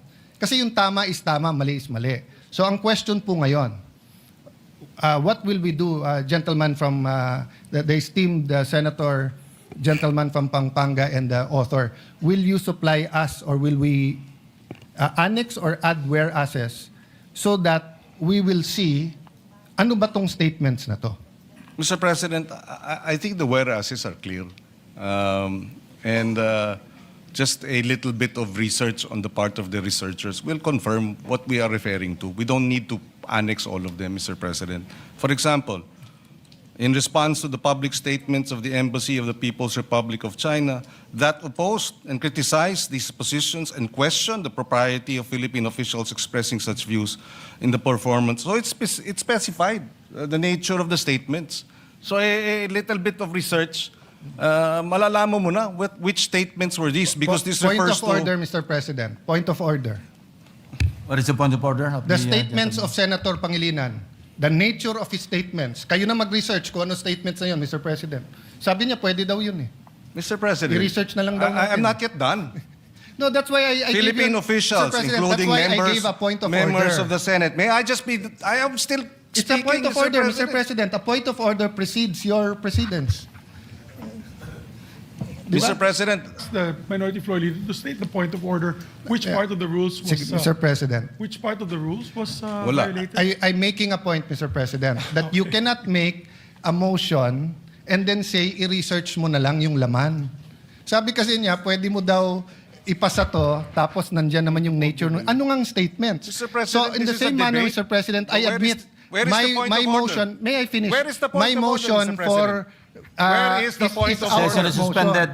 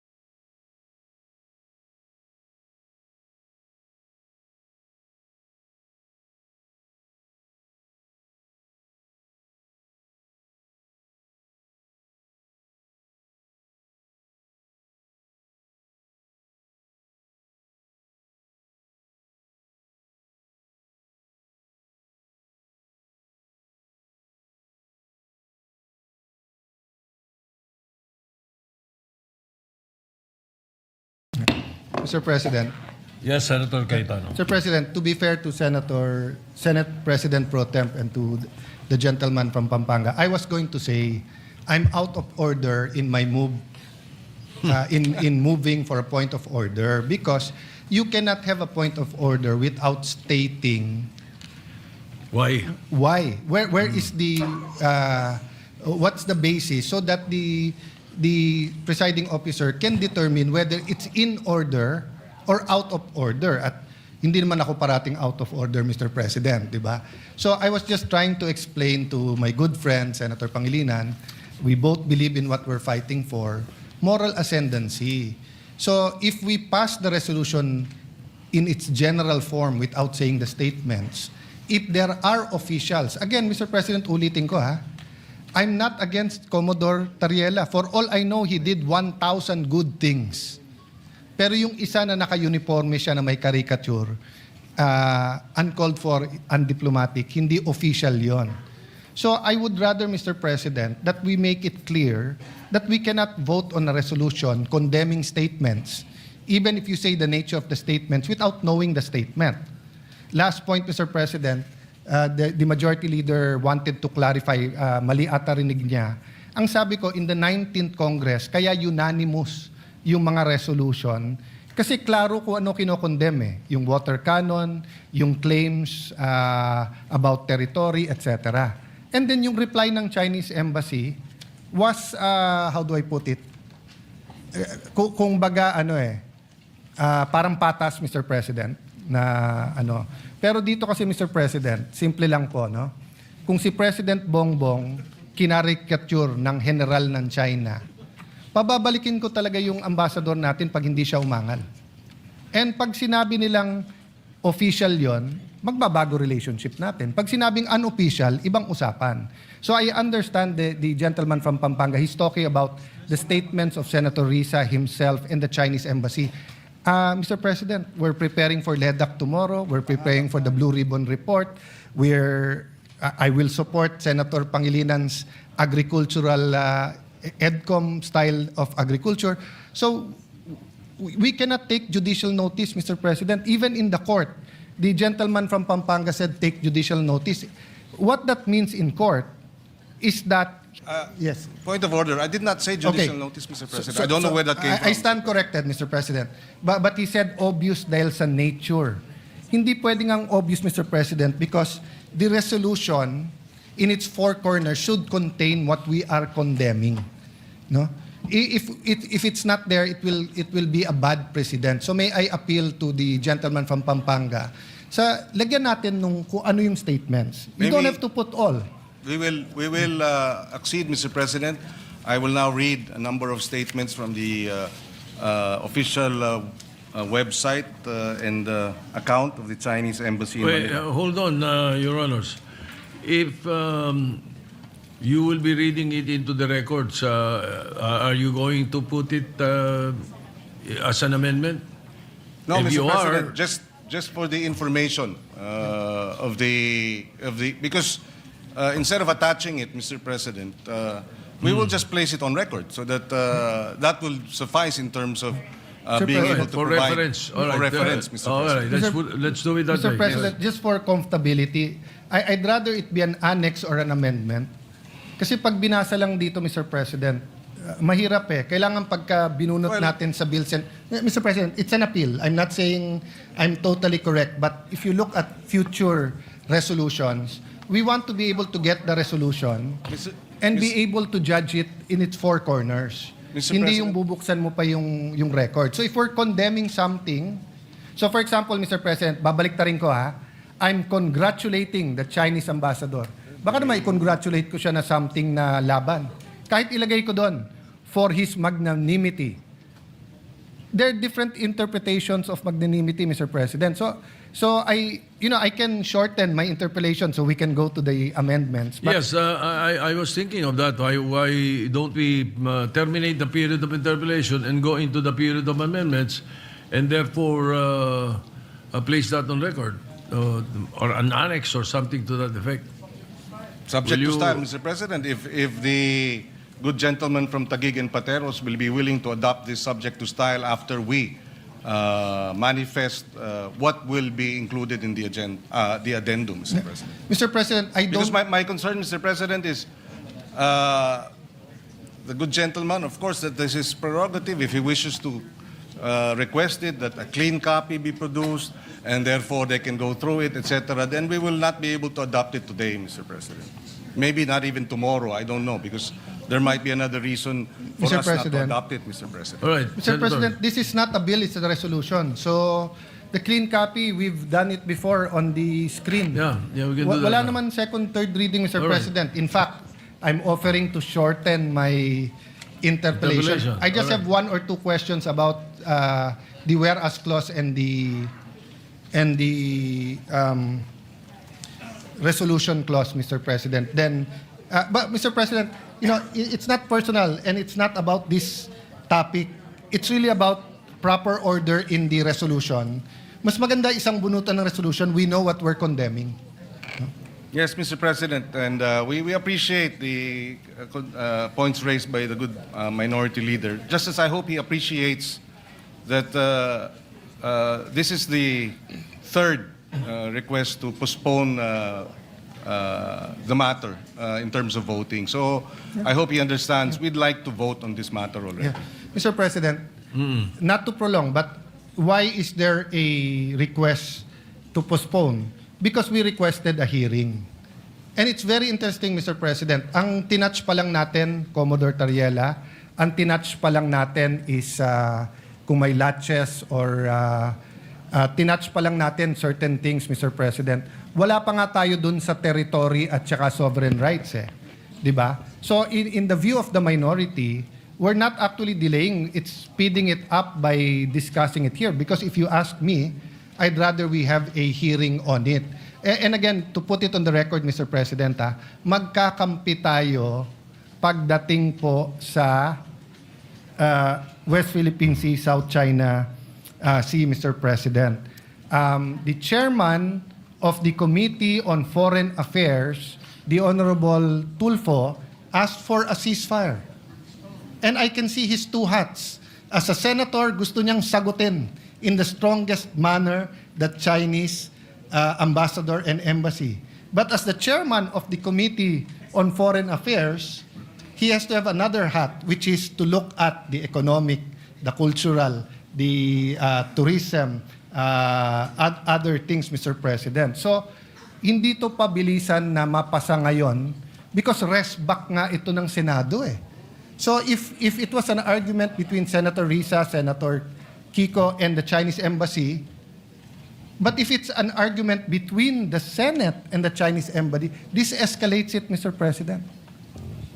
That's why I'm a little bit cautious on that. So if I have an argument, let's say, with the embassy of Israel or with Iran, same example, puno ng mangga, nag-aaway kami ni Senator Majority Leader, no?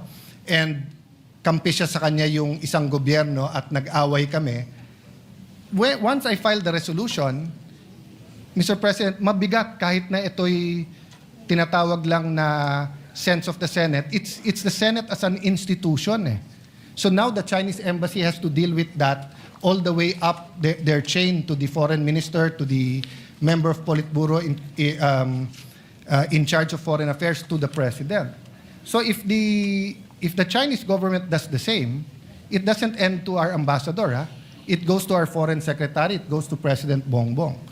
So that's the reality there, Mr. President. But I don't intend to delay this I intend to exhaust the discussion, Mr. President. Yes, Mr. President, we understand the point raised by the good minority leader, except that, like I said, this has been postponed upon the request of this good senator 3 times already.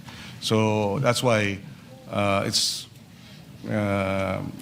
hope he understands when I am appealing to him that hindi natin minamadali ito. Kung minadali natin ito, dapat hindi 3 postponement na pumayag tayo. In good faith, Mr. President.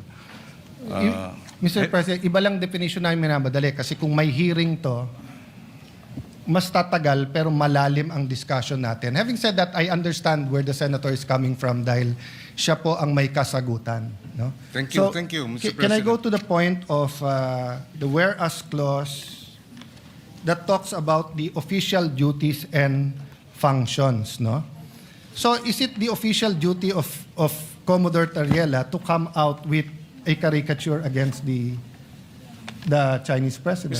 May we know what whereas clause you're pertaining to? What number in the first page? The second one, Mr. President, the Philippine officials, including members, Senate, House, and other government, made pronouncements on matters affecting national security, maritime interests in the lawful performance of their official duties and functions. So, Mr. President, I've monitored yung kay SND, sa DND. I agree with some iba may question, kulang ko sa info. So, hindi ko na tinanong yon. And when SND speaks, he's the alter ego of the President. But when Commodore Tariela speaks, I want to know, is that for the task force? Is that for DFA? Is that for the Office of the President? Or is that for the Coast Guard? Because, Mr. President, official duties and functions, yun precisely ang tanong parate sa Department of Ministries of Foreign Affairs, kung official o hindi. And usually we answer. So eto bang mga caricatures na to ay kay Commodore Tariela lang? Or eto ba ay official policy natin? Yes, Mr. President, my understanding is the statement issued and the caricature that was presented was undertaken during a Track 2 event in St. Benilde's. Track 2 would be a informal academic discussion, Mr. President. So, in that sense, Mr. President, we see no reason why that should have been avoided, Mr. President. Mr. It's an President. informal academic discussion, Mr. President. Sir President, when you're a general, Commodore, wearing your uniform, hindi po track 2 or 1.5 yon. Tatanungin ka talaga ng embassy. So kung meron general sa China na pumunta sa Harvard University or sa University of Tokyo or kahit anong university sa China at may caricature ni President Bongbong, hindi pwedeng ang sagot track 2 yon. Ang tanong, was that official or not? Diba? So sumagot na si Commodore Tariela, I will follow the President. The President has exercised patience and decorum despite standing up for the territory of our country. It's very important that we make it clear here. So if my staff, who is a member of the Senate, goes to a track 2, tapos may caricature siya ng kahit sino sa mga senador dito, papagalitan ko siya at sasabihin ko, subject ka ng Ethics Committee. Lalo kung naka-uniform siya at nakalagay Senate of the Philippines or Office of Senator Alan. I cannot answer you na this is democracy, Mr. President. Kasi may rules tayo eh. And they're representing the Senate. Now, if on their off time, they attend the rally for pro or anti-divorce, for example, no? Siguro pwede nating sabihin yan ay hindi official ng Senate, pwede. Pero pag nagsalita siya sa stand, tapos meron siyang caricature nung lahat ng senador na anti o pro-divorce, tapos naka-office of Alan Peter Cayetano, subject siya sa Ethics Committee natin, Mr. President. Hindi mo pwedeng sabihin track 2 yon, no? So we Well, can... apart from that, Mr. President, if I may add, after that statement was released, Malacanang issued a statement, and Malacanang did not reject, did not castigate, did not rebuke Commodore Tariela. So I will take it as that, Mr. President, na nagsalita ng Malacanang about the issue, and there was no condemnation or rebuke by Malacanang of the statement of Commodore Tariela. So I will take it as that, Mr. President. It is not, it is official, and Malacanang tacitly, impliedly, did not reject it, Mr. President. So we take it as official. Sir President, And if the good senator disagrees with it, as China disagrees with it, then that's he's free to do so, Mr. President. But Malacanang has spoken, and the Commodore Tariela, Malacanang has the president has supervision and control over, members of the Coast Guard, including Commodore Tariela. If he found it objectionable, then maybe the course of action is for Malacanang, the Office of the President, to file the necessary administrative cases. Wala naman eh. Ang nagrereklamo yung China. Sir President, Walang reklamo ang Office of the President o ang Coast Guard, Mr. President. Ang China ang nagrereklamo. Sir President, may I respond? Good. Yeah. Mr. President, the Filipino people ayaw ng bastos. Pwede tayo mag-disagree, pero follow the proper order and decorum. And being a former Secretary of Foreign Affairs, ang trabaho ng DFA, hindi nga zero-sum game. Magkakampi tayo, walang question pagdating sa territory sovereignty. Nagkakaiba tayo ng approach, pero sana magkaisa tayo na pag mali ang ginawa ng isang empleyado, ay mali. Kasi nga maraming nanonood sa atin ngayon. So kung bukas maraming lalabas na meme, democracy yon. Pero kung staff mismo natin ang magmimeme sa atin at dito sa session hall, tapos sasabihin natin, pwedeng gawin ng general, pwedeng gawin ng staff, mabigat po yon. Look at the official statement of DFA. At the same time, while the Philippine values debate on our difference in national position, the department recognizes the need for sober, professional, and respectful exchanges in the public sphere. Such is not contradictory to national interest. Siyempre po, Mr. President, hindi pwedeng pangunahan ng DFA ang presidente. Alter ego lang yun, dinatanggal yun. Exactly. Pero hindi exactly, Mr. President. Nanginginig ngayon. Nag-cringe ang mga taga-DFA kung sasabihin natin track 2 yan o track 1.5 at nag-cringe sila pag sinabing ang general ay pwede mag-caricature ng leader or flag ng ibang bansa. Because we are part of the United Nations. We are part of the civilized society. Hindi tayo fraternity na rumble na kahit anong gawin ng ating kasama pag mali. Sa resolution na to nakalagay dyan, performance of their official duties. Bakit napakahirap nating sagutin kung official to o hindi? At Mr. kung mali, President, if I Mr. may. President, may I finish? I allow the gentleman to finish. sasagutin ko na yung point niya. You can answer after me. That is the Okay. decorum here. Do you want to see a meme? Oh, di ba? So, yun nga ang wala tayong bastusan. We follow the decorum, we follow the proper order. But ang sagot parate, China ang umaangal dyan. Wala po tayong angal sa ginagawa ni Commodore Tariela pagdating sa ating national territory. Wala tayong angal po sa ginagawa niyang information campaign. Wala po tayong angal sa pag-build ng Coast Guard, sa pag-aangal sa mga nangyayari tungkol sa skirmishes with the Chinese Coast Guard, no?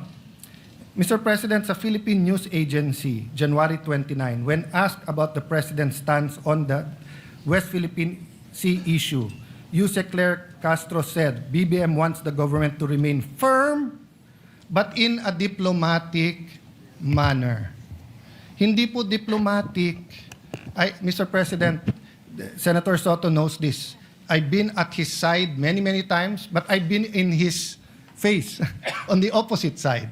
When I was minority leader, siya majority leader. This is the first time I had the pleasure na siya ang Senate President ko because I was not in the Senate noon. But never ako binastos ng staff niyo, Senator. Even dito sa mga rumors, etc., pag lumapit ako sa opisina niyo, very diplomatic ang inyong opisina. And I hope my staff din. Sinabi ko rin sa staff ko yun, kahit anong away namin ng mga senador, hindi kayo pwedeng makialam. Nung nagsuguran kami ni Majority Leader, Sergeant at Arms at kapwa senador lang dito, walang sumugod na staff ni Senator Mix, walang sumugod na staff ko. Because may tamang order, Mr. President. So ang problema, maraming nanonood sa atin, hindi natin, bakit ba napakahirap sabihin na, Commodore Tariela, 99.9% ng ginagawa mo, tama. Pero medyo sumobre. Medyo naging over-eager ka. Hindi lang, si President Xi yun simbolo ng China yun. Di ba? So yes, we're mad about their propaganda, we're mad about their threats, we're mad about what's happening, etc. But you don't want it to be an all-out debate about everything under the sun. You want talks on tourism. You want talks on OFWs. There's also hundreds of thousands of Filipinos in Hong Kong, in Macau, and kahit undocumented, marami din sa Shanghai, meron din sa Beijing. Di ba? So, we want that level of civility. Yun lang naman ang tinatanong eh. Can the Senate not condemn those who are to be condemned because mali kung paano kausapin, ituring, ipaglaban ang stand sa mga senador natin?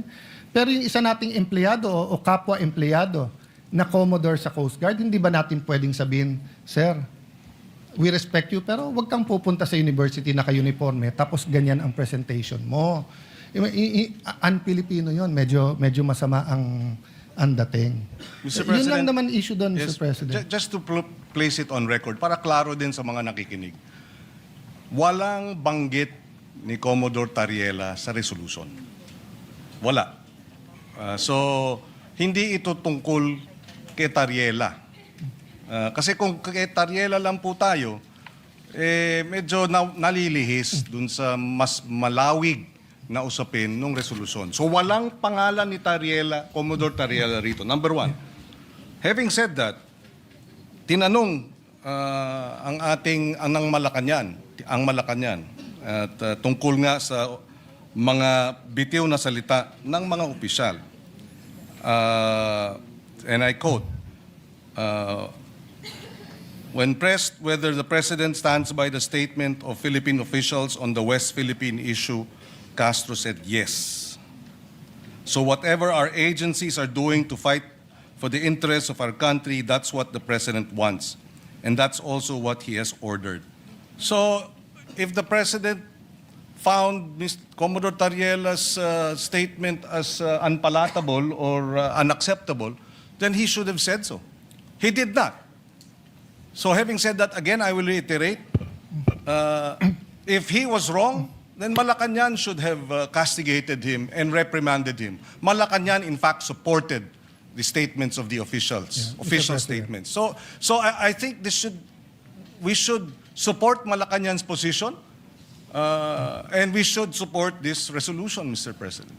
Sir President, to reply to that, number one, Malacanang said na yung statements at stand ng bawat opisyal, lahat tayong question doon. Nagkakaisa tayo lahat. Lahat tayo nagsasabing atin to. Whether we mean atin to in terms of territory or whether we mean sovereign rights. Kung ang sinasabi ng gentleman from Pampanga, wala ang pangalan ni Commodore Tariela dito, so wag natin pag-usapan, ang problema po, mali ang argument niya kasi walang pangalan ni isa dito sa resolution na to. Di wala tayong pinag-uusapan kahit anong opisyal ng Pilipinas dito. You know, sabi niya, Members of the House, Mr. President, members I'm of not the yet Senate. finished. Please don't interrupt. Konting decorum lang tayo po. Di ba? Kasi maraming gagaya sa atin po dito. Ang nakalagay po dito, members of the Senate and the House and other government officials. Wala pong pangalan ang senador, wala pong pangalan ang congressman, pero meron other government officials. Hindi ba ho other si Commodore Tariela? That's why I was asking, when we talk about official duties and functions, linawin natin. So kung attending forums is part of his duty, I will support that. If his presentation is the Treaty of Paris, the amendments with the United States, the UNCLOS 1, 2, and 3, kung papakita niya yung arbitral award, kung papakita niya kung paano kinakawawa ang ating mga Coast Guard, then let's do it. If we have to inform our people more and be on TV programs, etc. Ang question, a picture paints 1,000 words. So, para mong sinabing, wala ka namang tinawag na magnanakaw. Pero yung caricature mo, nagnanakaw siya. Sinabi mo, wala kang tinawag na corrupt. Pero yung picture na nilagay mo doon, corrupt. So, reciprocity is basic sa DFA, sa Ministry of Foreign Affairs. Whatever we say here, the United States is watching, France is watching, Israel is watching, Palestine is watching. So I don't want these countries to do a caricature of President BBM and then sabihin nila, sabi naman nyo sa Senado, okay to eh. Di ba? That's why I'm clarifying. Official ba to? Hindi ba napakahirap sabihin ng hindi official yan? Kasi ang kasunod lang simple nun, wag siya mag-uniforme at wag siyang magpapakilala during that event na spokesman siya. Di ba?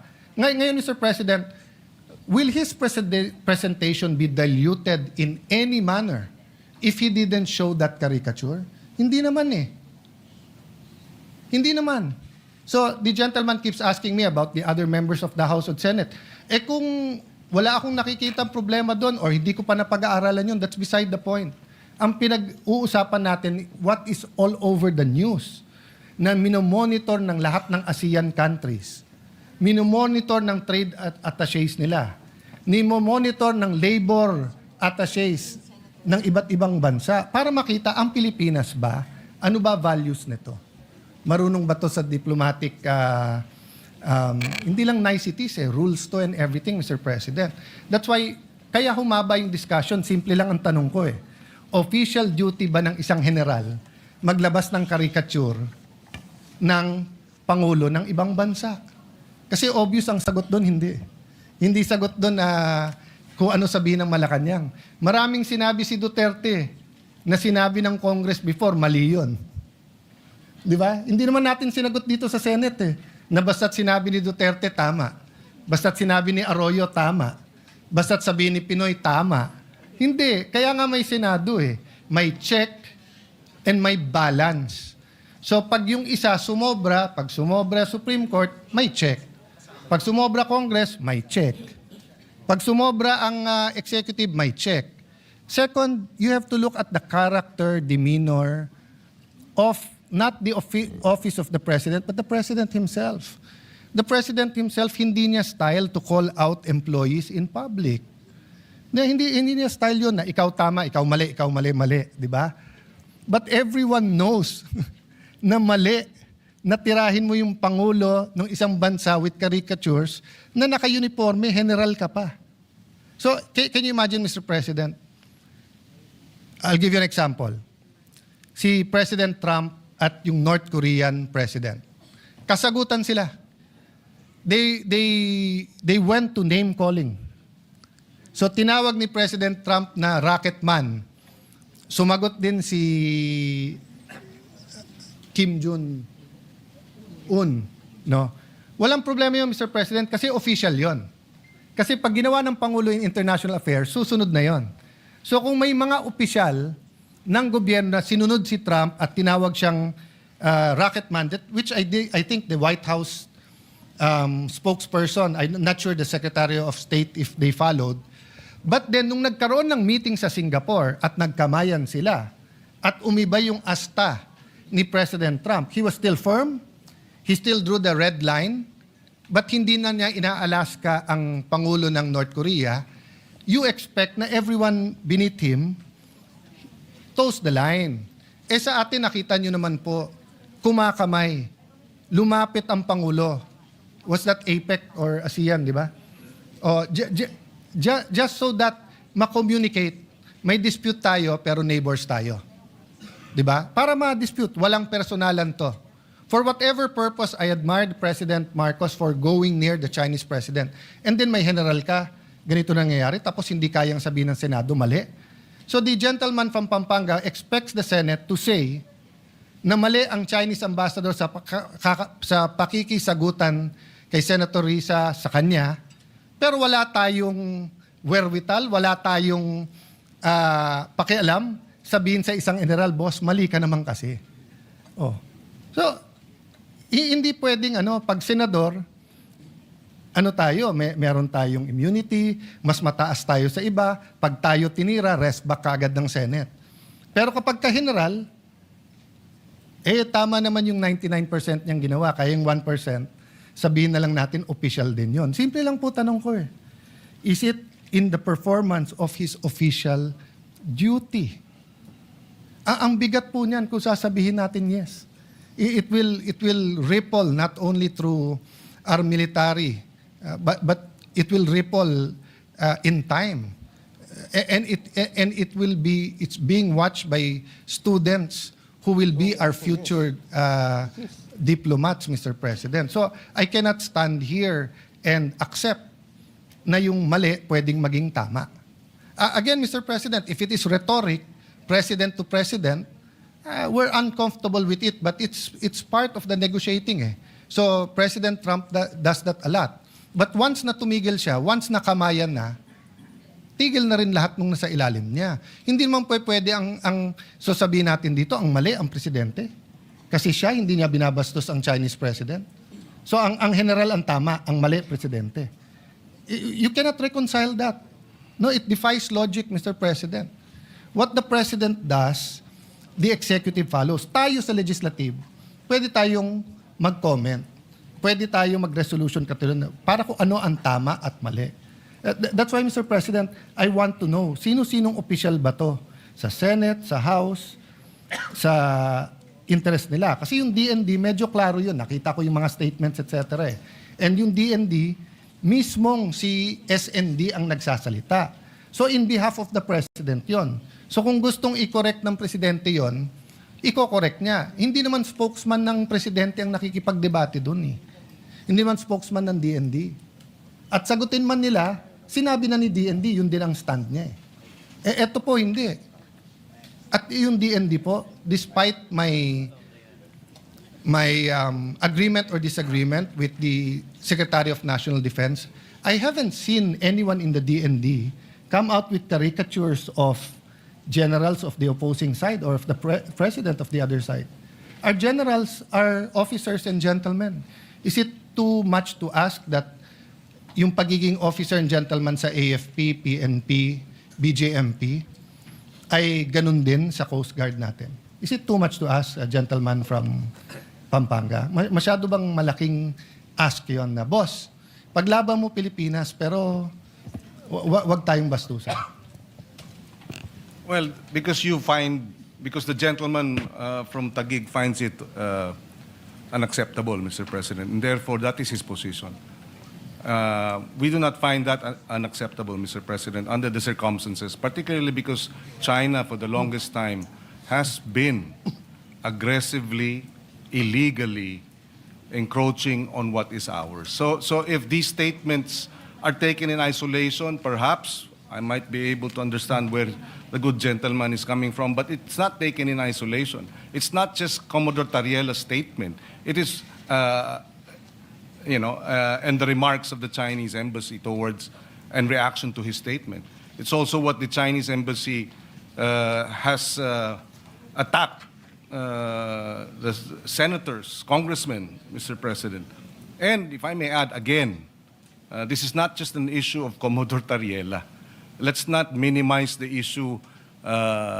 We beg to disagree, and with all due respect, putting the issue simply as Commodore Tariela and his actions is minimizing the issue. And somehow, who benefits from minimizing this issue? China, Mr. President. The good senator may not be his intention, but Mr. President, from this point, from this perspective, from this representation's perspective, minimizing the issue, disregarding or taking it in isolation, and isolating Tariela's actions from the insults and the unparliamentary language of the embassy, threatening our men in uniform, Mr. President. Parang biglang hindi na pinag-uusapan lahat ng mga pang-iinsulto, pananakot ng China dahil andito tayo naipit sa pagdepensa ni Commodore Tariela at kanyang mga kilos. I hope the good senator gets a broader or looks at it in a broader perspective, Mr. President. Mr. President, sino ho nagmi-minimize? Siya po ang nagmamadali. Ayaw niya mag-hearing. Kung magkakaroon ho ng hearing, lahat ho ng issues, yung sinabi ng DND, yung ginagawa po sa Ayungin or sa BP Sierra Madre, yung pong ginawa po sa Scarborough Shoal, Aquino administration, Duterte administration, Marcos administration, Yung pong hinanakit ng ating mga Coast Guard sa nangyayari sa kanilang araw-araw, sa mga nasa Pag-asa Island po, sa kakulangan po ng pondo. Lahat po yun madidiscuss natin. Paulit-ulit po ang gentleman from Pampanga na parang ako may kasalanan na pinag-uusapan po si Senator Tariela, tinamad po sila na ilagay ang mga pangalan ng mga opisyal na sinasabi nila sa resolusyon. Kaya malinaw naman ang tanong ko, sino-sino tong mga opisyal? Ang alam ko lang si Commodore Tariela. Tapos sasabihan niya ako, I'm minimizing. Tapos babasahan niya ako ng paano mga taga-DND, para bang hindi ko sila kinakampihan. Bulok na yung style na yan eh. Yan yung style na pro-China, anti-China, pro-Philippines, anti-Philippines, no? Paulit-ulit na tayo dito, magkakampi tayo pagdating sa territory ng ating bansa. Magkakampi tayo pagdating sa sovereign rights ng ating bansa. May I ask this question? When the military decided to pave the way, to build a runway sa Pag-asa Island, was there any objection by any department in our country at that time? Well, Mr. President, with all due respect, Mr. President, I think we have exhausted Mr. President, this do we debate. have closure here?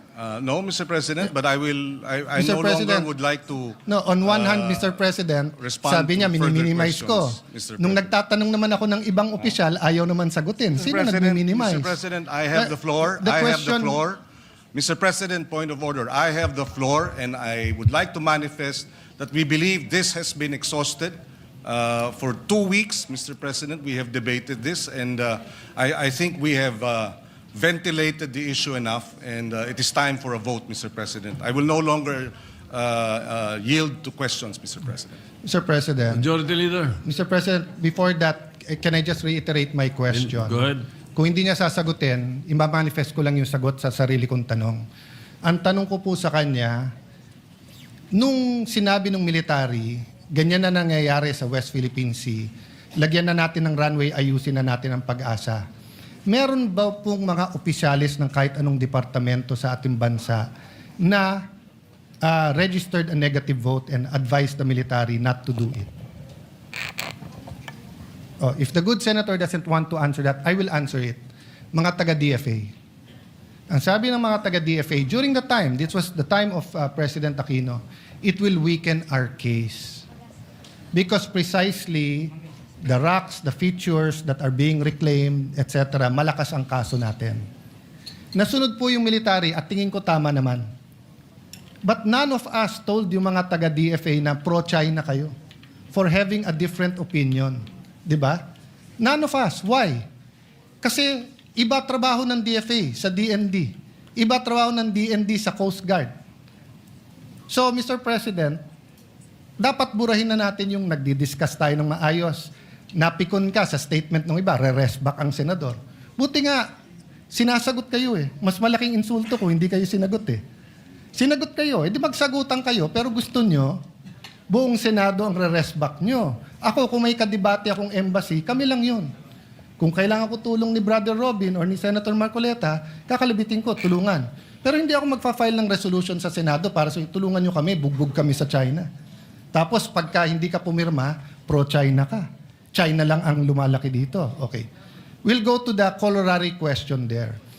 I was going to ask the gentleman, ano ang ilan responsibilities natin under UNCLOS? Will the gentleman answer that or will I answer myself? So since the gentleman will not answer that, I will answer it myself, Mr. President. So under our maritime entitlements, meron din responsibilities doon. For example, Mr. President, managing our maritime resources. So walang problema yung non-life, for example, natural gas, di ba? Siyempre yung ecological balance lang dyan. Pero let's say fish, let's say yung mga coral reef. Trabaho ng Coast Guard siguraduhin na walang nagda-damage niyan. So kung ang Coast Guard natin at Coast Guard ng China ay nag-aaway parate, mahirapan silang dalawa na i-enforce ang mga restriction na nakakasira ng ating environment. That's why, in the past administration, everyone was allowed to speak except the Coast Guard because of the next responsibility, the prevention of life and there's a official term doon, but since walang taga dito, prevention of loss of life and so may official term yan, Mr. President. Ang punto nun, kapag ka may barko halimbawa na lumulubog o nabangga o tinamaan ng bagyo, you cannot say no. You have to help. Diba? Magtutulungan kayo. So kung ang Coast Guard ng China at Coast Guard ng Pilipinas ay hindi magkasundo, kawawa yung ating fishermen. That's why unanimous yung ating resolution about water cannon. Our diplomats have been telling China the same thing. Mag-away yung iba pero wag yung Coast Guard natin.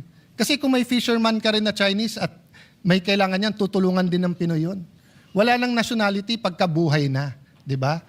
So, two sides eh. On one side, we are advocating umayos naman yung Chinese Coast Guard. Pero kung papayagan natin, yung spokesman ng Coast Guard naman natin ang mambastos, hindi mangyayari to. So anyway, Mr. President, marami pa akong gusto sabihin, but siguro dahil may LEDAC tayo tomorrow, maraming importante. Ang question ko lang, Mr. President, paano yung amendments? Hindi ba natin ilalagay kung anong mga statement na to? Kasi paano natin pagbobotohan kung hindi natin alam kung ano yung mga statement na to at sino tong mga opisyal? This resolution is so general. Mr. It can President, mean anything. Mr. President, I'm not yet finished. You said you don't want to speak anymore, then don't speak. It's your privilege. But if you don't like what I'm saying, Mr. President, no, Will you please tapos na ako eh. Point of Tapos na order, ako. Mr. Please President. address the chair.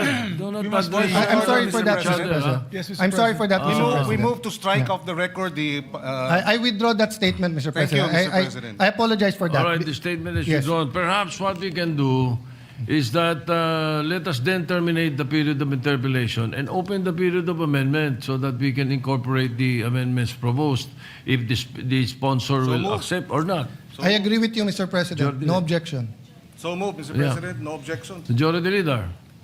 Yes, but before we do that, Mr. President, there was a internal agreement between Senator Marcoleta and Senator Kiko Pangilinan to allow him to just give a brief manifestation before we act on the resolution. Yes, but you can already close the period of interpellation, the manifestation before the amendment, so that I'm we can moved, Mr. facilitate. President. The period of interpellations be closed. All right, any objection?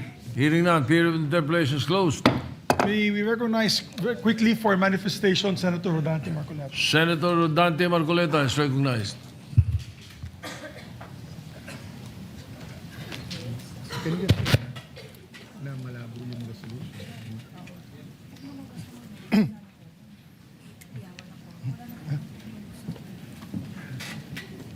Thank you, Mr. President.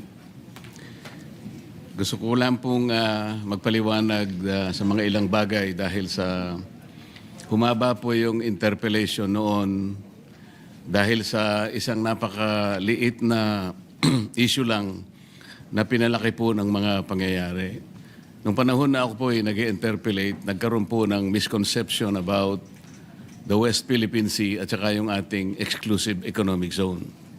Kumbaga po sa pagluluto natin, Mr. Chair, ang nangyari po, nagluluto po tayo ng simpleng ulam lang, naging chapsuy po. At nung maging chapsuy po, lalo pa pong lumaki sapagkat meron pa pong napakaraming mga tao ang sumausaw at naglagay po ng seasoning. Isa po sa taong sumausaw sa issue, Mr. President, yung dating Justice ng Korte Suprema, si Justice Carpio, at saka yung isang profesor yata ng Universidad ng Pilipinas, nangangalang J. Batong Bakal. Napakasimple po ng gusto ko lamang pong matukoy noon, Mr. President, na dahil nga po sa mga batas na ginawa natin, nung dinidefine natin ang West Philippine Sea, isinama po natin yung Kalayaan Island Group. Sinasabi ko lamang po na kaya tayo nagkaroon ng matinding hindi pagkakaunawaan, marami po kasing sektor na nagsabi na ba't nyo pa pag-uusapan yung West Philippine Sea? Nanalo na tayo sa arbitral tribunal at na-define na nga ang ating exclusive economic zone. So ang nangyari po, akala nila yung exclusive economic zone, siya na rin yung West Philippine Sea, hindi po. Napakadali pong i-define ang ating exclusive economic zone kung paano nating madidefine din ang ating territorial sea at ang ating contiguous zone, even our continental shelf at ang ating territorial sea, sapagkat magsisimula nga po doon sa archipelagic baselines. Ang nagiging problema po, pinipilit nila na yung West Philippine Sea kagaya na rin ng EEZ. Hindi po. Nung isama po yung Kalayaan Island Group, nakalimutan po nila na yung ibang features na sinasakop po ng ating bansa, halimbawa po yung pag-asa, yung parola, yung kota, yung lankyam, ito po ay 200 nautical miles away from the baseline, ay from the EEZ. Kaya nasa labas po sila. Alam po nyo, Mr. President, nung nagkaroon po tayo ng hearing sa CA, tinangka ko pong itanong sa ating ilang mga miyembro ng armed forces na nandoon, 35 po sila, Mr. President. Nalungkot po ako nung malaman ko sa sagot nila, hindi pala nila alam na yung ating mga occupied territories sa KIG ay nasa labas po ng ating exclusive economic zone. Ito po yung mga official po ng ating armed forces, Mr. President. Nakalulungkot po sapagkat ano po ang ipagtatanggol nila kung hindi naman po nila alam pala kung nasaan po yung mga isla na ating pong sinasakupan. Napakahalaga po noon na Mr. President, bagamat ang usapan doon ay teritoryo, dahil sa definition po ng ating West Philippine Sea, ang importante po doon ay yung karagatang sinasakupan natin. Kung isasama po natin ang West Philippine Sea, Mr. President, ang gusto ng Pilipinas kasi, ituring po yung mga features sa Spratlys na isang grupo lamang ng mga isla. Yung tinatawag po nilang offshore archipelago. Ang sabi po ng arbitral tribunal, Mr. President, hindi po ninyo magagawa yan, sabi niya, sa Pilipinas. Tama na kayo po ay isang archipelagic nation, ngunit hindi nyo magagawa yan sapagkat you will not be able to meet the requirements of land and water ratio. Kung di po ako nagkakali, Mr. President, ang ratio po is 1 to about 9.135, something like that. Ibig sabihin po, meron pong standard na pagitan po kasi ng baselines kung saan mo ikakapit yung baseline. Kasi magkakalayo po sila eh. Lalong-lalo na po doon sa mga ibang features, Mr. President, na hindi okupado ng Pilipinas. Ang dami po nun. Ang okupado lamang po ay 4. Napakarami po ng hindi natin occupied. Ngunit, mini-maintain po natin ang ating claim doon. Ano po ang pinaka-imposible doon, Mr. President? Hindi po natin pwede silang isali yung karagatan arising from this maritime features in the Kalayaan Island Group dahil lalabag po tayo sa dalawang aspeto. Number 1, yung UNCLOS po, hindi tayo papayagan. Kasi po, yung Article 7 po ng UNCLOS, Mr. President, ito po yung tinatawag na straight baselines. Mababiolate po yun kapag kinonect po natin yung features outside our EEC ng mga straight lines dahil yung straight baselines po natin magde-depart po sa appreciable part ng ating yung general direction ng ating coast. Yun po yung sinasabi ng Article 7. Dahil po kasi sa layo nila, more than 200 nautical miles from our EEC. Pagkatapos po, yung Article 47, Mr. President, ito po yung archipelagic baselines. Mababiolate po, ito po yung sinasabi nating ratio of water to land. Dahil nga po, hindi pinapayagang dapat magkakalayo yung features at may encircle mo sila to treat them as one group of islands. Hindi sila pwedeng i-classify na isang unit lamang para lang mag-generate ng sarili nilang maritime space. Ngayon, ito po yung nangyari. Dahil imposible po, dahil nga sa Article 89 naman po, ng UNCLOS din, Mr. President, hindi po natin pwedeng i-appropriate ang high seas. Nakalagay po talaga. Yung mga features po na malalayo sa ating exclusive economic zone, Mr. President, ang layo na po nasa high seas na. Sa layo nila sa bawat isa, they are also separated by high seas.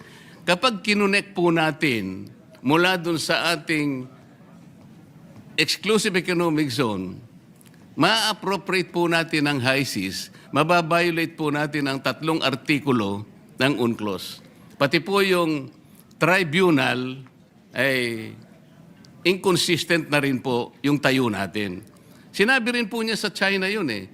Maski na ikaw China, sabi niya, you cannot regard this prat list as one group of islands or to regard it as one unit dahil hindi ka naman archipelagic country. China, sabi niya, ikaw ay isang continental state. So kapwa po tayo pinagbawalan. Ano po ang aking gustong palabasin dito, Mr. President? Hindi po natin pwedeng saklawin yung KIG. Pero liliwanagin ko po, yung KIG, atin po yun eh. Ang pinag-uusapan natin, land features, teritoryo po yun, Mr. President. Ibang bagay yun. Hindi ko po sinasabang hindi atin yun. Ngunit dahil ang pinag-uusapan natin, West Philippine Sea, yung katubigan natin, imposible pong i-connect natin yung ating exclusive economic zone at ituloy po natin doon sa territorial sea na generate po ng napakaraming features. Magkakamali po tayo, yun ang pinagbabawalan tayo. Ngayon, bakit po nung nag-hearing tayo sa CA, paano ko po nasabi na imposible yun kako doon sa representative po ng Armed Forces, mahihirapan po kayo, imposible, dahil malalabag po natin ang napakaraming artikulo ng UNCLOS. Hindi po natin mai-enclose, hindi po natin makokonek yung territorial seas nung napakaraming features na yon na ating ino-occupy, magkakamali po tayo at baka sakali, kung gusto nyong gawin, we cannot do that unless, sabi ko, we give up our itong KIG. Hindi ko po sinasabi na i-give up natin. I am only trying to reinforce the argument na hindi at imposible nating gawin. Sapagkat atin yung teritoryo, pero sa tubig, hindi po natin pwedeng itagos yung mga baselines dahil magkakasala tayo at lalabag po tayo sa UNCLOS mismo. Ang dami po ngayong mga gumagawa ng kung ano-anong salita. Sumama na nga po yung napakaraming tao na sinasabi ko raw, i-give up natin ang KIG. Mr. President, kahit kailan hindi ko sinabi yun. Teritoryo po yun, land features po yun, hindi sakop po ng arbitral tribunal. Ang sinasakop lang po ng tribunal, yung tubig po. Kaya lang magkaintindihan tayo. Hindi ko sinasabing hindi atin yon. Teritoryo na natin yon dahil occupied na po natin yon. Ngunit ang pinag-uusapan lang po, yung tubig nila, hindi natin pwedeng i-connect doon sa ating exclusive economic zone. Kasalanan po yun. Mali po yun. Kaya yung nagsasabi po na, ayun po, dahil ina-advocate ko raw po na i-give up natin. Saan naman po kayo nakakita ng ganun, Mr. President? Ang dami pang AIs ngayon. Nabanggit na rin po kanina. Senador po kami daw. Kami po ay mga traidor. Paano po bang magiging traidor ang isang tao? Nililinaw lang po ang basihan na sinasabi natin kung gusto nating magkaroon ng West Philippine Sea o di makiusap tayo.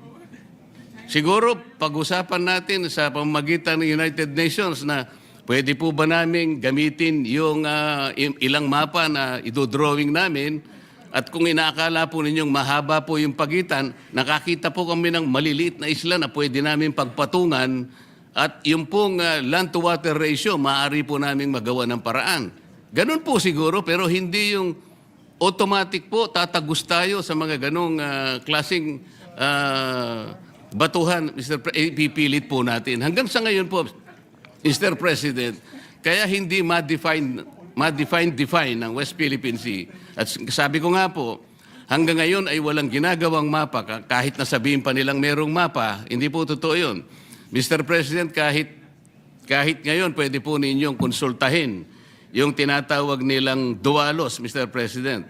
Ito po yung Division for Ocean Affairs and the Law of the Sea na nasa opisina ng United Nations. Wala pong nasasubmit ang NAMRIA. 14 years ago, inorderan na po silang mag-submit. Bakit hindi po sila makapag-submit? Dahil sa hirap nga po nito. Hindi po pwedeng i-connect, Mr. President. Yun lamang po. Kaya, wag po nilang ipipilit na ako po ay traidor o kaya pro-China. Hindi po. Mr. President, naghahanap lang po tayo ng katarungan at katwiran dito. Kailangan maabisuhan po natin ang Coast Guard na kung ano man ang kanilang pinagsasabi rito, nagkakamali po kayo sapagkat wala pa pong West Philippines, wala pa po tayong mapa. Ang West Philippine Sea, nagkakaintindihan pa tayo, gusto nating gawin, gusto nating i-drawing, pero pagsikapan po natin kung paano natin talaga i-drawing sa harap ng napakaraming legal impediments na nakaharap sa atin.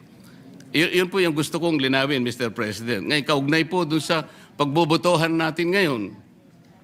Kagaya po na sinabi ni Senator Cayetano, Mr. President, talagang ako po nagtataka, ikukondem po natin ang public statements ng China na hindi ko po nakikita alin-alin po yung mga public statements para po tayong napunta sa eleksyon, mag-i-elect po tayo, pero wala pong kandidato, paano po tayong boboto? Yun po yung pinaka-problema natin. Yung pong Coast Guard, Mr. President, binasa ko po yung kanilang mga kapangyarihan, yung powers and functions of the Coast Guard. Hindi po nagkakamali, nasa 17 functions and powers. Ni isa doon, wala po akong makita, Mr. President, na pwedeng gawin ng isang spokesperson, nagagawa siya ng ganun, pupunta siya sa isang eskwela, magdi-discuss siya doon at sasabihin niya, bully ang presidente ng China at gagawa siya ng caricature. Wala po sa functions eh. Paano po ngayon natin bibigyan ng encouragement na pagbobotohan natin, ididepensa po natin yung paraan na ganun. Tayo po ay nagkakaisa na kailangan po natin ilaban ng sa atin. Nasabi na po yan kanina ni Senator Alan. Ngunit yung pamamaraan po ang problema eh. Ngayon, gusto kong bumoto sana kung halimbawa Manila ang pinag-uusapan natin. Ngunit kung boboto tayo nang dahil sa pinag-aawayan natin, nagmula po sa isang salita o pamamaraan ng isang spokesman ng Coast Guard at doon nga po ang pinagmula ng maanghang na salita, at ngayon nga po ay nakukompromiso na tayo at pagbobotohan natin, susuportahan natin yung ganung pamamaraan, baka lalo po tayong magkamali eh. Mr. President, tayo pong mga Pilipino, merong kasabihan eh. Kapag binato ka pag pinukol ka ng bato, batuhin mo ng tinapay. Yun po yung kulturang Pilipino, Mr. President. Ngayon po, maski sa Biblia po may sinasabi, kapag yung bulag, inakay niya ay kapwa bulag, wala po silang kapupuntahan, Mr. President. Naghahanap po tayo rito ng clarity. Ano po ang nangyari? Sa paghanap ko ng clarity, sa paghanap ko ng sagot, para suportahan natin ang West Philippine Sea, ang inaani ko pa po ay parang ako po ay maka-China. Hindi po. Hindi po. Sana po ipatawag natin ang NAMRIA. Para sa ganun, itanong natin sa kanya, bakit sinabihan ka na in 2012 sa pamagitan ng Administrative Order Number 29. 14 years ago, sinabihan ka na in consultation with the DFA na i-prepare mo na yung mga mapa. Bakit hanggang ngayon ay wala pa? So, imbes na ipatawag po natin ang NAMRIA, ang gagawin po natin ay boboto tayo sa mga public pronouncements ng China para po yatang parang parang may problema doon, Mr. President. Imbes na ipatawag natin yung mga taong dapat gumawa ng mapa, sapagkat gusto ko rin pong malaman kung paano nila gagawin ang mapa. Sa akin po kasing palagay, imposible silang makagawa ng mapa dahil nga magbabiolate tayo sa napakarami po na artikulo ng UNCLOS at lalabagin po natin yung arbitral award na ating isang pinagbabasihan. So, Mr. President,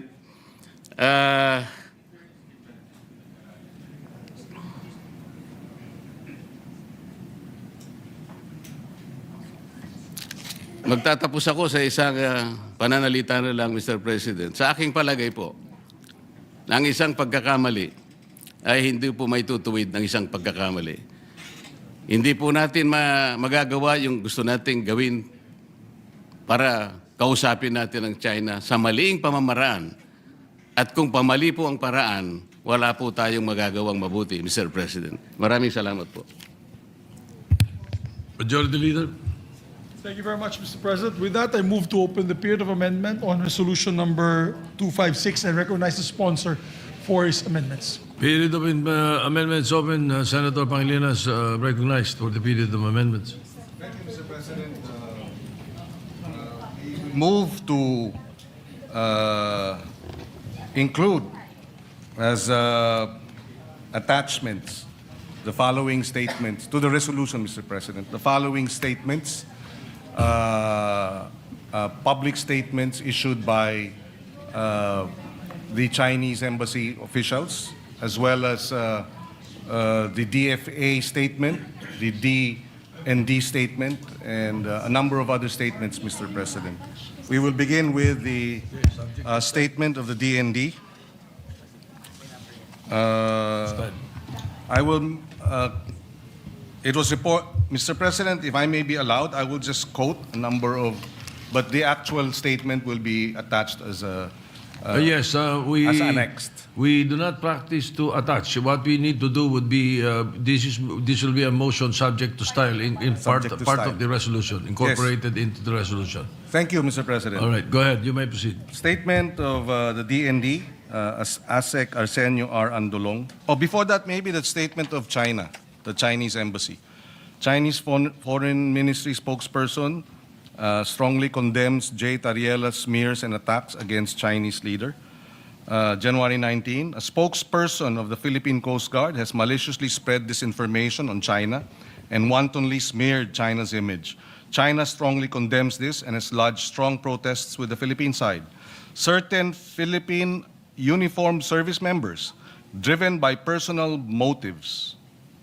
political motives, have repeatedly made outrageous and absurd statements in a habit of inciting confrontation. Such behavior is despicable.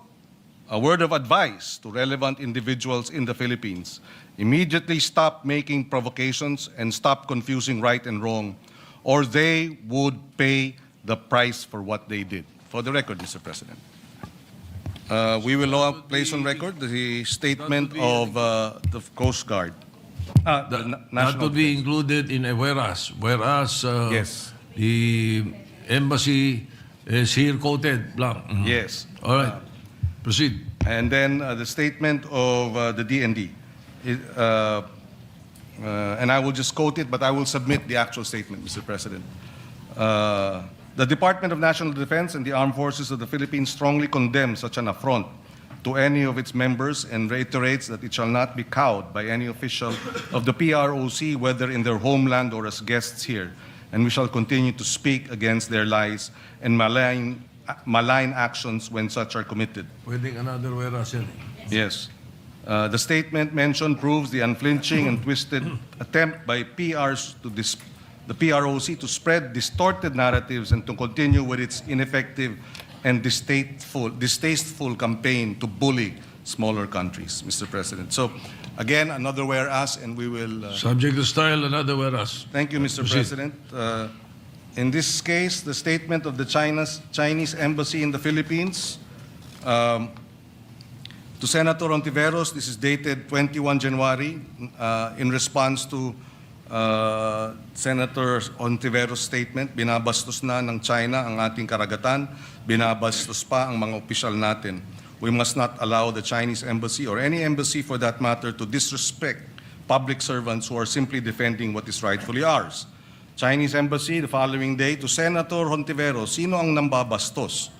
Mr. J. Tariela went to a university, attacked and smeared Chinese leader in front of young students, and then publicly posted images. Your logic is simply very ridiculous. You seem to believe that you're free to attack and smear others while denying them. This is referring to Senator Ontiveros, the right to respond or defend their legitimate interests.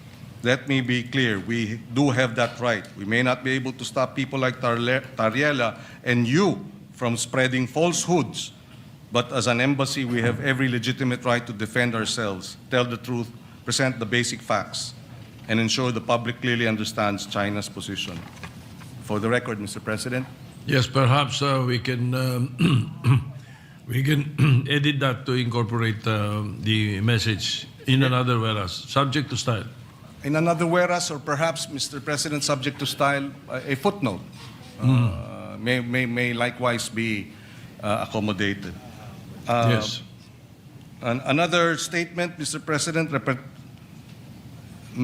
by the Chinese Embassy, Representative Jokno, your logic is fundamentally erroneous, and so forth and so on. And then on January, Congresswoman, this is also the statement of the Chinese Embassy. Congresswoman De Lima released a statement that branded China's position on the South China Sea as Orwellian doublespeak and falsely accused the Chinese Embassy of spreading lies about China's aggression in the West Philippine Sea and targeting Philippine officials for doing their job in calling out said aggression. Mr. President, again, subject to style, we will include that statement. And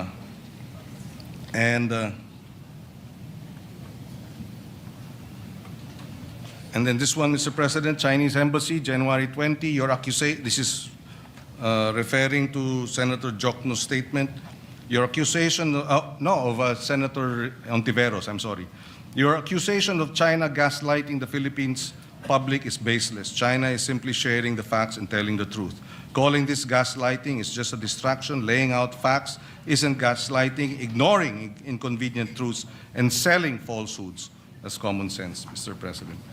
There are a number of other statements, Mr. President. May we have a minute suspension, Mr. President? Session suspended.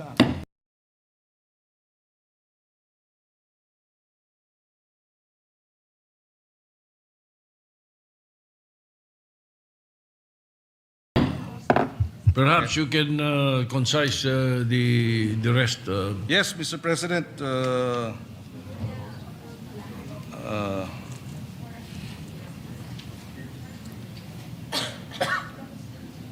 This is in response to a statement that this representation made, Mr. President, and the response was, Deputy Spokesperson of the Chinese Embassy Guo Wei, and he quotes in response to what I said publicly, the rather limited scope of your knowledge does not require the attention of the embassy spokesperson. The deputy spokesperson is more than sufficient.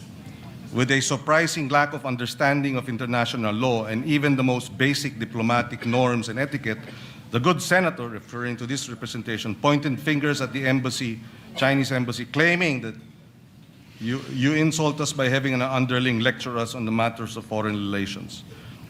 Chinese embassy did not insult you. You embarrassed yourself. For the record, Mr. President.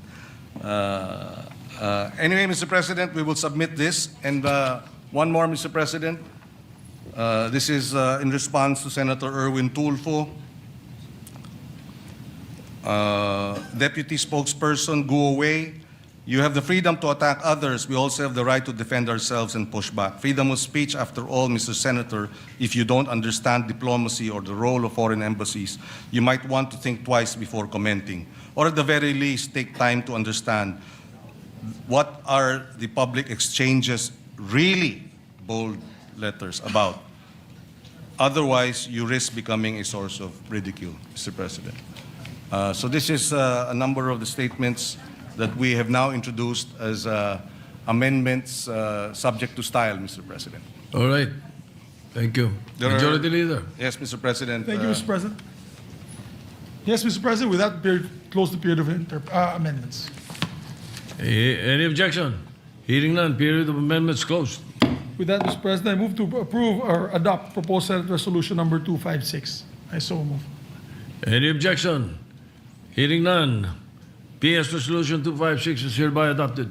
Thank you very much, Mr. President. Subject to style. Subject to style. Thank you, Mr. President. Thank you, Majority Thank you very Leader. much. Thank you Mr. to our President. colleagues. Thank you. Mr. President, may I ask for minute suspension? Mr. President? Session suspended.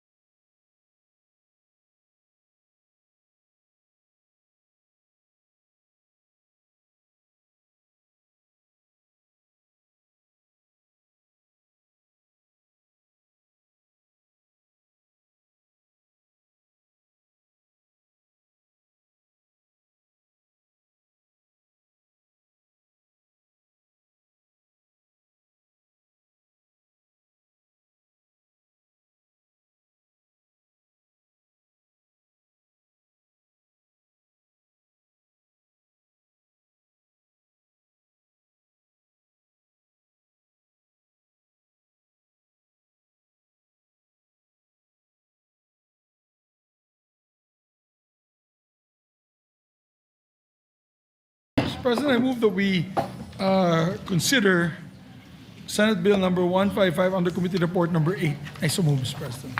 Senate Bill Number 155. 155. Yes, sir.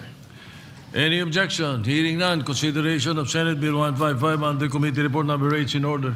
This is an act simplifying the documentary requirements for accessing government financial assistance and other purposes. May we recognize the sponsor, Mr. President, Senator Erwin Tulfo, and for his proposed amendments, Mr. President. What is the parliamentary status of the measure, Mr. President? We are Mr. in Majority Leader. the period of amendments, Mr. President. Period of amendments. The Senator Erwin Tulfo is recognized. This is the period of amendments as of January 28, 2026. Clean copy of January 28 for the record.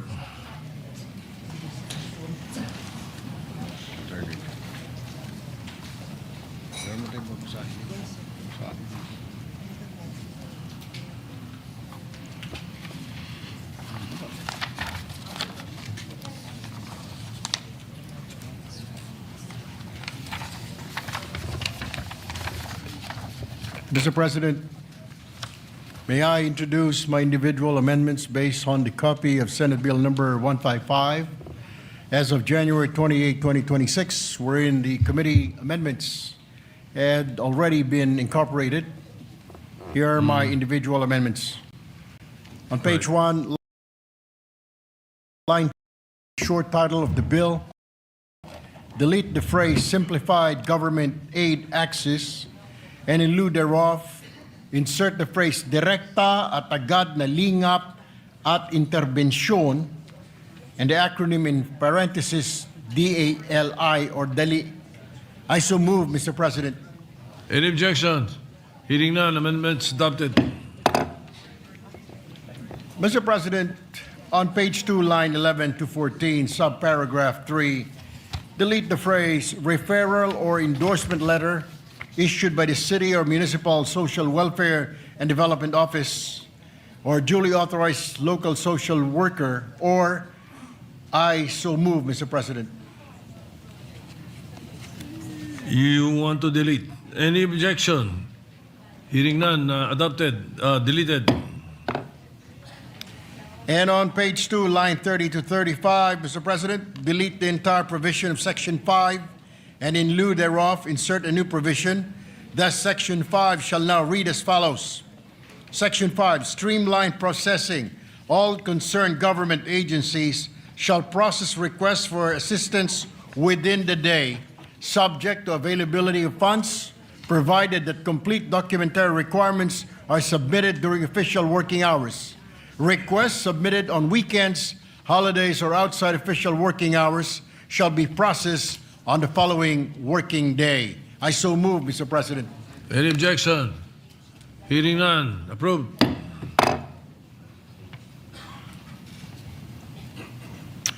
On page 3, line 4, Mr. President, delete the phrase also known as the Anti-Red Tape Act. I so move, Mr. President. Line 4. Page 3, line 4, Mr. President. The phrase also known as the Anti-Red Tape Act. I so move, Mr. President. Any objection? Hearing none, adopted. And on page 3, line 5, after the phrase Republic Act number 11032, insert the punctuation mark, comma, and the phrase otherwise known as the Ease of Doing Business and Efficient Government Service Delivery Act of 2018. I so move, Mr. President. Any objection? Hearing none, adopted. And those are my individual amendments, Mr. President. Majority Leader.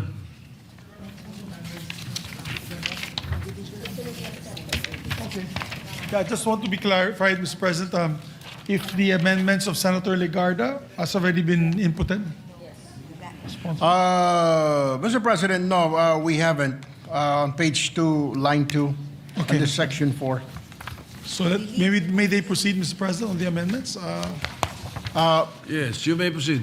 You're still in the period of amendments. This is the individual amendment of Senator Lauren Legarda to delete the phrase to whom they are not related. The new provision shall read as follows. What line is that on page 2? Page 2, line 28, Mr. President, Section 4, which delete the phrase "to whom they are not related," and the new provision shall read as follows: in cases where the request of assistance is made through a representative, such representative shall present an authorization letter duly signed by the beneficiary, along with a valid government-issued ID of both the beneficiary and the representative. The authorized representative must be a relative of the beneficiary within the fourth degree of consanguinity or affinity, or a legal guardian, provided that no individual shall act as representative for more than two beneficiaries. Mr. President. Can you please repeat from line 26, because read how it will appear now, because you used provided on line 26, so the next provided should be provided further. But nevertheless, please read how it will come out now from line 26, starting with provided.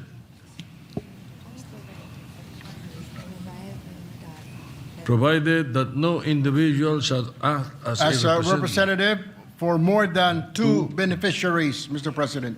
And then? Period, Mr. President. Period. Yes, Mr. President. All right. And then? That's all, Mr. President. What you read. And then the next provided, editorial amendment, provided further, subject to style. Any objection? Hearing none, adopted. That's the amendment of Senator Lauren Legarda, Mr. President. Any other amendment? Majority Leader? So far, Mr. President, there's no more amendment. There's a request, Mr. President, of our Minority Floor Leader to ask some clarificatory questions, Mr. President. Clarificatory? Questions. Clarifying? There's a request here that if he could still ask some clarificatory questions before we close the measure for second reading, Mr. President. Yes. Who is asking for it? The Minority Leader, sir. So, may I ask for a minute suspension, Mr. President? So therefore, we're going to take it up now, if he's not here. Yes. Is the office? Yeah, I don't. So, Mr. President, may I ask for a minute suspension while we can ask the office? Session suspended.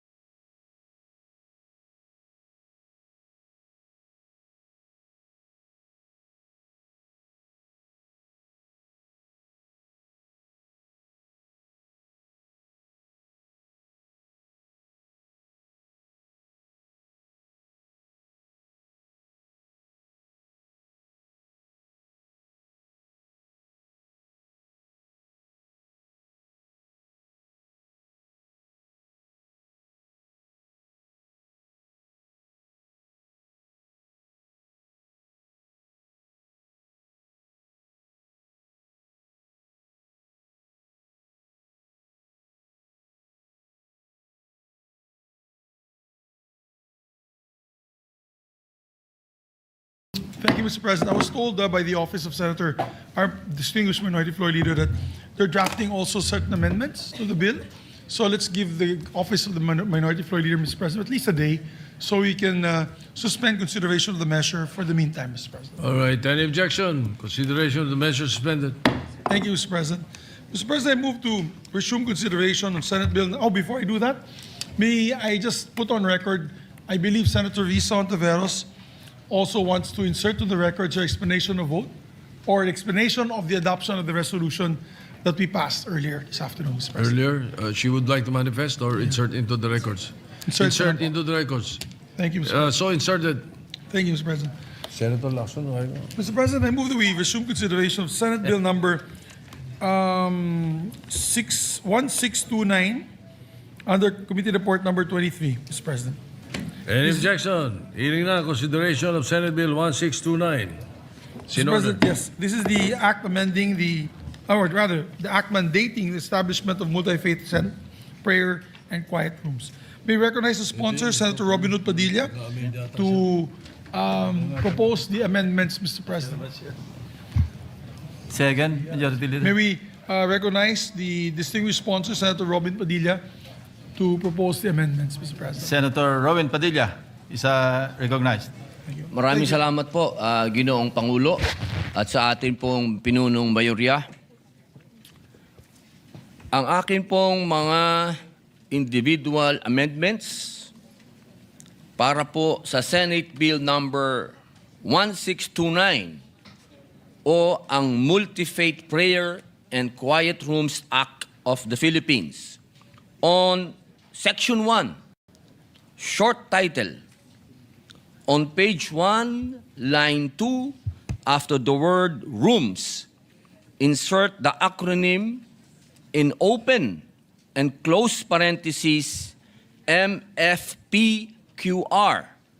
Then, after the word AC, delete the phrase of the Philippines. The amended section 1 shall now read as follows.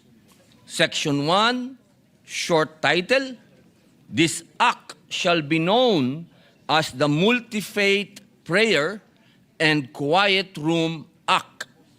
And as omnibus amendment, delete and replace all succeeding acronym MFQR with MFPQR. I so move, Mr. President. An objection?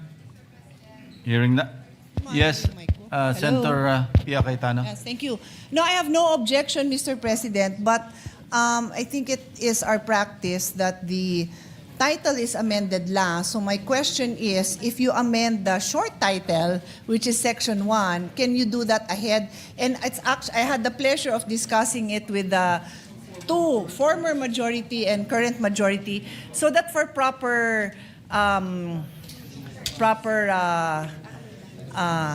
for our guidance, Mr. President. So can we start with the short title? We can. Okay, so just to clarify, because if the short title is different from the title, then we will ask questions. But because we already know where this is going, then there's no question to ask. Thank you, Mr. President. No objection, just clarifying. Thank you. Thank you, ma'am. So, yeah, hearing no objection, the motion is approved. Majority Leader. Yeah. Sponsor. On Section 2, Declaration of Policy. On page 1, line 9, after the word government, delete and replace the word workplaces with offices. I so move, Mr. President. An objection? Hearing none, motion is approved. On Section 3, definition of terms. On page 2, lines 5 to 9, subsection B shall be relettered as subsection A and shall be amended to read as follows. A. Government offices refer to central and regional offices of the national government, including constitutional bodies, government-owned or controlled corporations, government financial institutions, state universities, and colleges, and offices of local government units, and I so move, Mr. President. An objection? Hearing none, motion is approved. Still on the same page 2, lines 1 to 4, subsection A, shall be relettered as subsection B and shall be amended to read as follows. B. Multi-faith prayer and quiet room. MFPQR refers to a designated, enclosed, and accessible space intended for quiet prayer, reflection, or meditation by persons of all faiths and beliefs. And I so move, Mr. President. Any objection? Hearing none, approved. On the same page 2, lines 10 to 17, amend subsection C to read as follows. C. Public-facing establishments refer to government-owned or privately owned facilities that regularly admit the public, such as but not limited to transportation hubs and terminals, airports, seaports, malls, markets, hospitals, and health facilities, educational institutions, courts, museums, parks, sports facilities, convention venues, and buildings providing essential frontline services. High security or restricted areas such as, but not limited to, detention centers and controlled access facilities shall be excluded.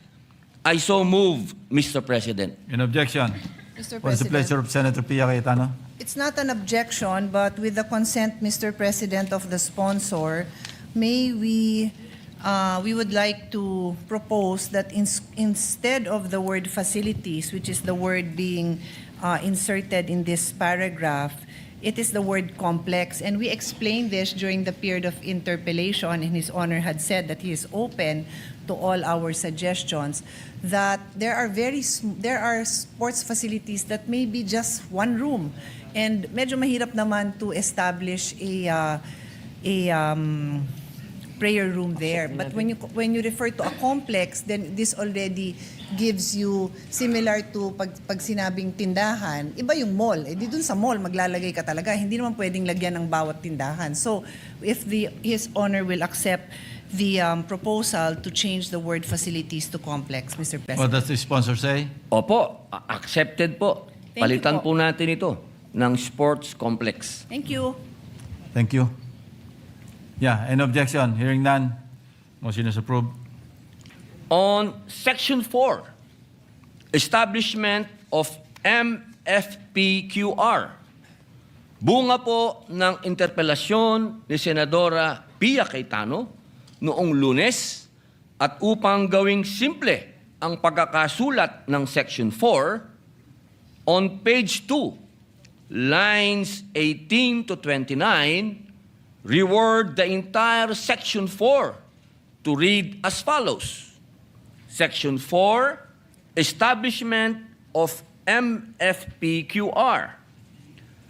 Government offices and public-facing establishments shall, as far as practicable, establish at least one MFPQR or designate an existing area or areas within their premises for this purpose. The concerned government offices and public-facing establishments shall maintain the MFPQR as a religiously neutral space without any furniture, fixture, or symbol representing any specific religion or denomination. Religious items may be brought in for prayer or meditation and shall be cleared from the premises after use. Period. Period. Public-facing establishments shall bear the cost in compliance with this act. I so move, Mr. President. In objection? Hearing none, motion is approved. On Section 5, minimum design and facility requirements. Bunga muli ng interpelasyon ni Senadora Pia Cayetano noong Lunes po. Lalo na ang kanyang bilin na huwag itatalaga ang mga smoking rooms bilang prayer and quiet room at para gawing simpleng muli ang Section 5, on page 3, lines 1 to 19, reword the entire Section 5 to read as follows. Section 5, recommended design and facility requirements. D, MFPQR design shall, as far as practicable, take into consideration the following. A minimum floor area commensurate with the expected number of users as determined by the government office or public-facing establishment. B, Semicolon. B, adequate ventilation and lighting, colon. C, clean flooring suitable for praying, reflection, or meditation, colon. D, configurable areas with movable partitions for standing, kneeling, or sitting. E, ablution area for cleansing and preparatory practices that is gender sensitive, accessible, and within close proximity to the MFPQR, provided that it is equipped with low faucets, bidet, or foot washing basins. And F, signage using the quiet room symbol. In no case shall the MFPQR be established or designated in smoking areas or comfort rooms. I so move, Mr. President. In objection? Hearing none, approved.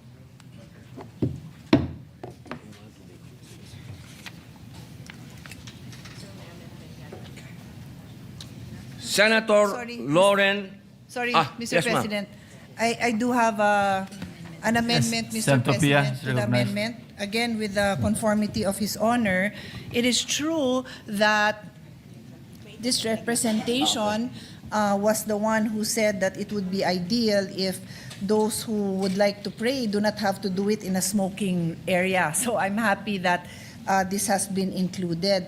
But I take note that the wording here, the last sentence is, in no case shall the MFPQR be established or designated in smoking areas or comfort rooms. Siyempre, ayaw din naman natin na kailangan magdasal sila.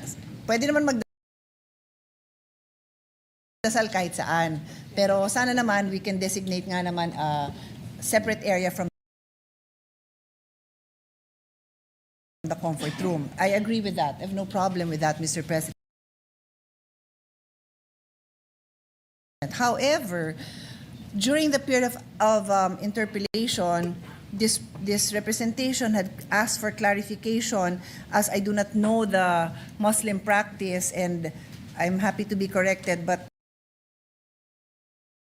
I understand that ablution area is particular to the Muslim practice, and I asked His Honor, the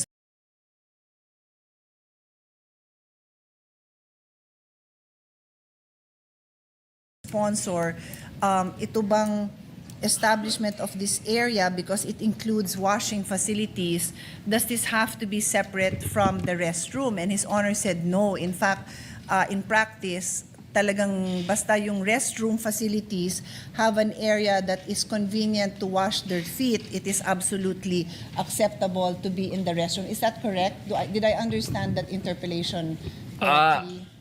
Maraming salamat po sa pag-clarify, Madam Senator. Ang katunayan po niyan, mas nanaisin po namin na wala ito sa comfort room at separated. Pero case-to-case basis po, alam naman po natin na hindi po tayo ganun kayaman na bansa at hindi po natin pwedeng pilitin ng kahit na sino na magpagawa po sa amin ng wash area ang sarili. Pwede po ito. Nagiging pwede po na nandoon na rin po sa loob ng CR. Opo. Okay, kasi yun po ang sinabi nyo ng interpellation na pwede. Kaya yun ho ang nililiwanag ko at I accept His Honor's explanation now na ideally hindi doon pero there really will be times where hindi naman makapag-provide ng separate outside of the comfort room. Therefore, if His Honor is accepting that as a reality, then we would like to amend that last line after the period, after comfort room period, our proposal is to insert a colon and then followed by provided that the ablution area may be located in comfort rooms adjacent to or in close proximity with the MFPQR. We submit, Mr. President. What does the sponsor say? Napakaganda po. I accept po. Thank you po. Thank you. Maraming salamat po. So after the word rooms, Sir Pia, nabanggit na raw sa letter E. Yung Sa E? ablution area for cleansing and preparatory practices, that is gender. So, and within close. Okay na rin yun. And within but close yes, no, I proximity see to it. the I see MF. it. Yeah. The concern here is to amend the last sentence which says, in no case shall the MFPQR be established or designated in smoking areas or comfort room. Ablution area. Baka mas okay. I think for style, it might be better to delete what is in the earlier in section E and then put that clause below. Okay. So subject to style, Mr. President, Yes. same impact, Mr. President. What does the sponsor say? Opo, accepted po. Subject to style. Thank you. Yeah. An objection? Hearing none. Approved. Please continue. Meron po tayong amendment galing po kay Senator Lauren Ligarda on incentive-based integration in the seal Where's that? What page?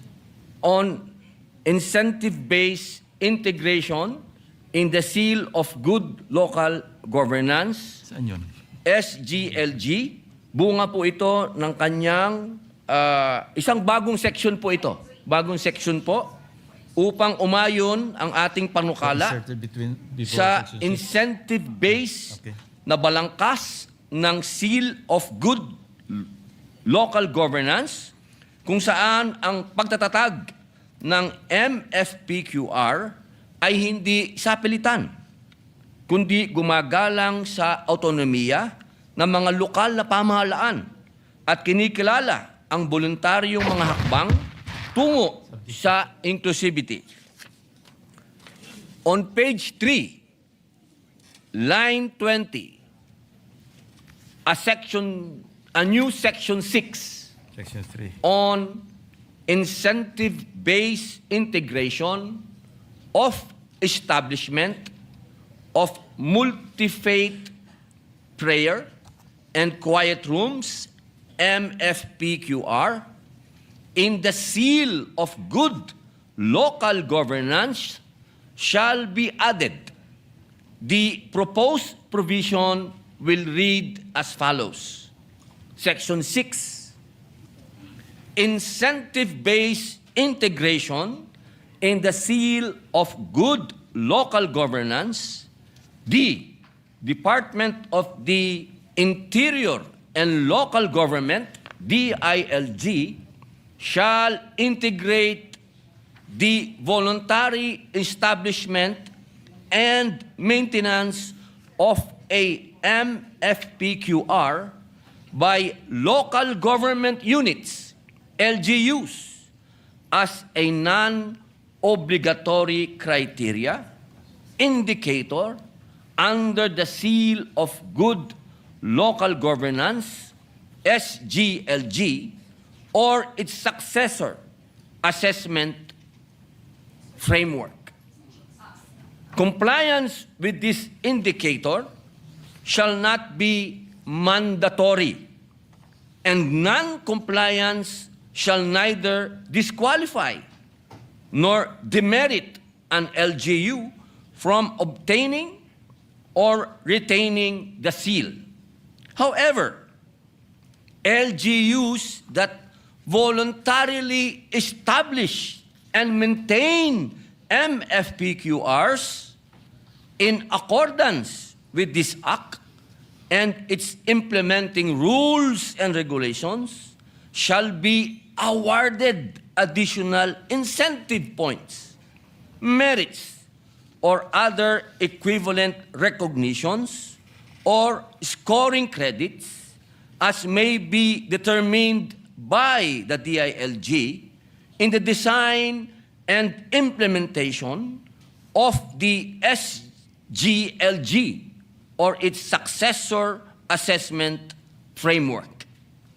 The DILG shall promulgate the necessary guidelines to operationalize this incentive-based indicator, including criteria for assessment, documentation requirements, point allocation, and verification mechanisms, ensuring that implementation remains voluntary, non-discriminatory, and consistent with the principles of local autonomy and inclusivity. The succeeding sections shall be renumbered accordingly. I so move, Mr. President. An objection? Hearing none, approved. Senator Lauren Legarda amendment on Local Government Support Fund. Muli po, bunga po ito ng mungkahi ni Senadora Lauren Legarda. Isang bagong seksyon po uli upang isama sa MFPQR sa listahan ng mga kwalipikadong proyekto sa ilalim ng Local Government Support Fund upang ang mga lokal na pamahalaan ay mabigyan ng malinaw na batayan sa pagpopondo sakaling piliin nilang magtatag ng mga pasilidad na ito nang hindi lumikha ng anumang obligasyon na gawin ito. Ang pagsasailalim din nito sa mga alituntunin ng DBM ay nagpapanatili ng wastong fiscal oversight at tinitiyak ang pagsunod sa mga budgeting at fund utilization standards. On page 4, line 1, a new section 7 on Local Government Support Fund, LGSF, shall be added. The proposed provision will read as follows. Section 7, Local Government Support Fund eligibility. The Department of Budget and Management, DBM, shall include the establishment, construction, retrofitting, or improvement of MFPQRs in the menu of eligible projects that may be financed under the Local Government Support Fund, LGSF, subject to the rules, guidelines, and policies issued by the DBM on budgeting, programming, prioritization, and fund utilization. The subsequent sections shall be adjusted and renumbered accordingly. I so move, Mr. President. An objection? Hearing none, approved.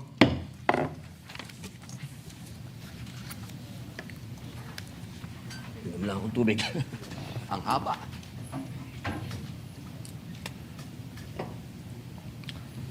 On Section 6, voluntary compliance, bunga muli po ng interpelasyon ni Senadora Pia Cayetano at upang maging mas alinsunod sa diwa ng panukala na pagiging bukas sa anumang relihiyon at hindi magkaroon ng anumang bahid ng pagkiling sa isang relihiyon, ilang mga amyenda po sa Section 6.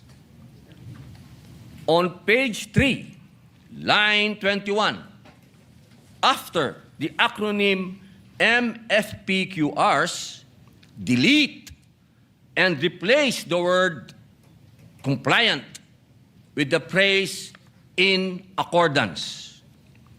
On the same page 3, line 22, after the word act, delete the phrase and its implementing rules and regulations.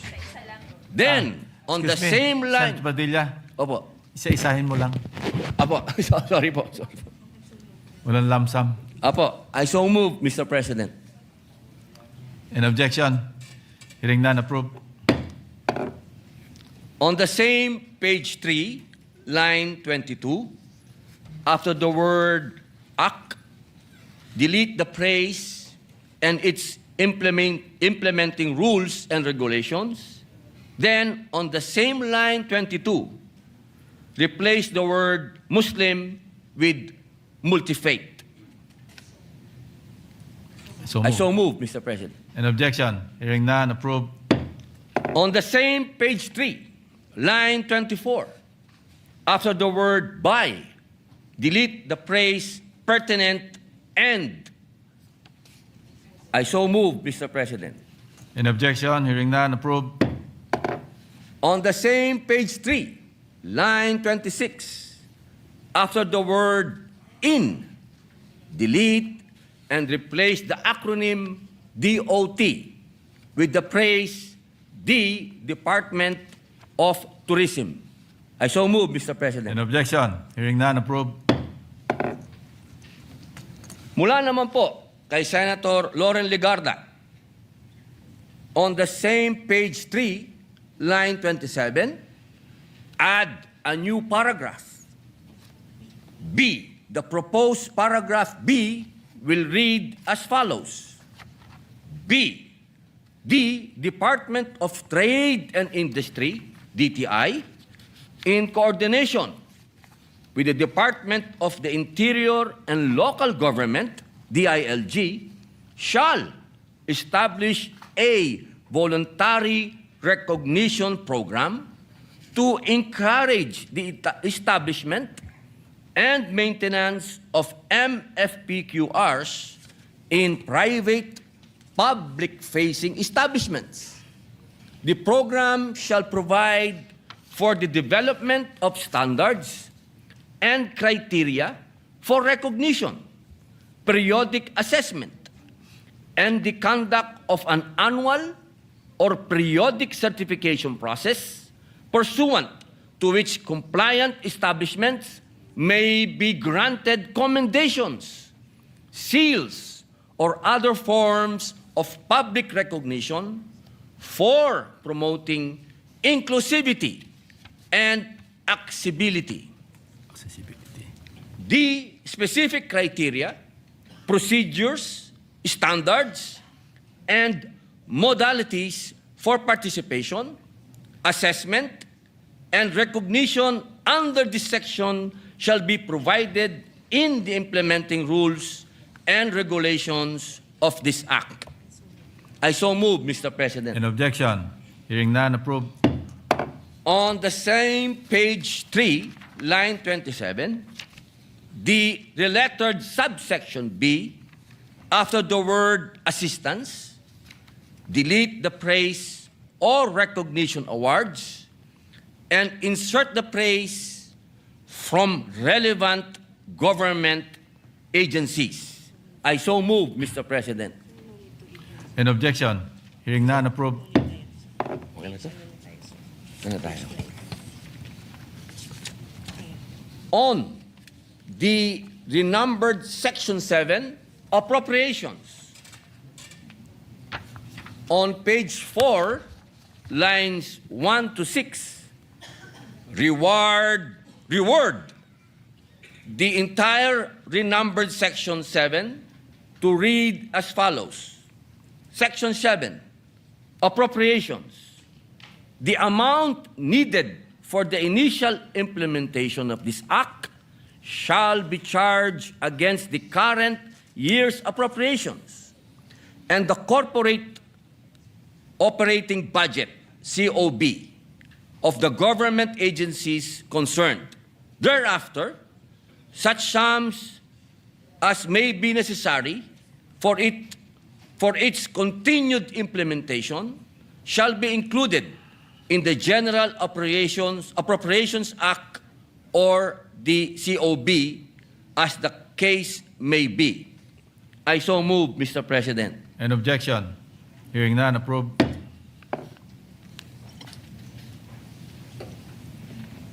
On the renumbered Section 8, implementing rules and regulations. 10. On page 4, line 7, after the word commission and a comma, insert the phrase and the Department of Trade and Industry, and a comma. Then on line 8, before the second word department, insert the word D. Then on line 9, before the word interior, insert the word D and capitalize the letters N and C on the words national and commission. I so move, Mr. President. An objection? Hearing none, approved. On the renumbered Section 9, separability clause. On page 4, lines 12 to 14, reword the entire Section 9 to read as follows. Section 9, separability clause. In any provision of this act is declared unconstitutional, the remainder hereof not otherwise affected shall remain in full force and effect. I so move, Mr. President. An objection? Hearing none, approved. On the renumbered Section 10, repealing clause, on page 4, lines 15 to 18, reword the entire Section 10 to read as follows. Section 10, repealing clause. All other laws, presidential decrees, executive orders, letters of instruction, proclamations, administrative orders, rules or regulations that are inconsistent with this act are hereby repealed, amended, or modified accordingly. I so move, Mr. President. An objection? Hearing none, approved. On the renumbered Section 11, effectivity clause, on page 4, line 19, after the word days, delete and replace the word after with the word following.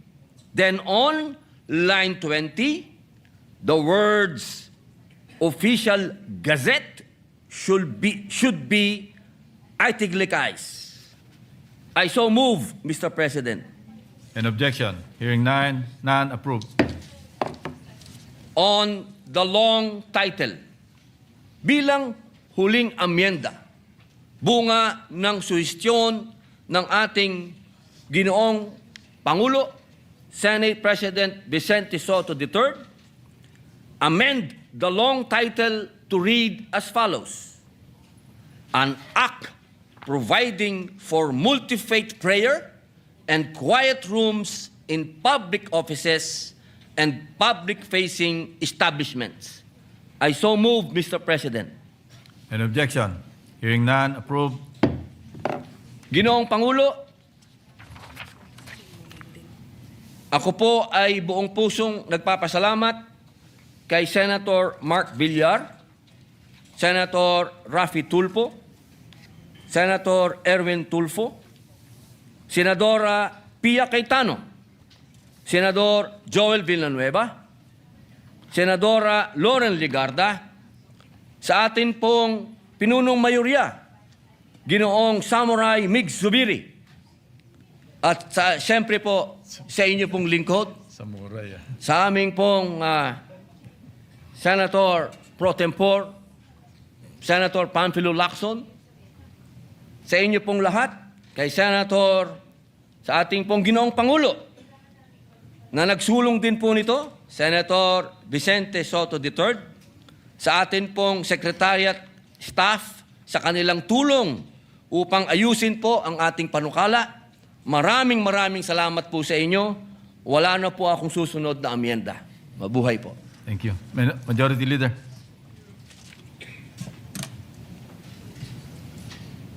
Maraming salamat sa ating sponsor and author of the measure. With that, Mr. President, I move to close the period of amendments. Any objection?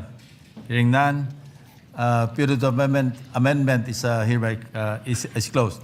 Mr. President, I move that we approve on second reading Senate Bill number 1621 under Committee Report number 23. I so move, Mr. President. Any objection? Hearing none, motion is approved. I move to suspend consideration of the measure. An objection? Hearing none, consideration of the measure is suspended. Congrats, Robin. Congrats. Thank you very much, Mr. President. Mr. President, I move that we resume consideration of Senate Bill number 1624 under Committee Report number 22. 1624. Ano page?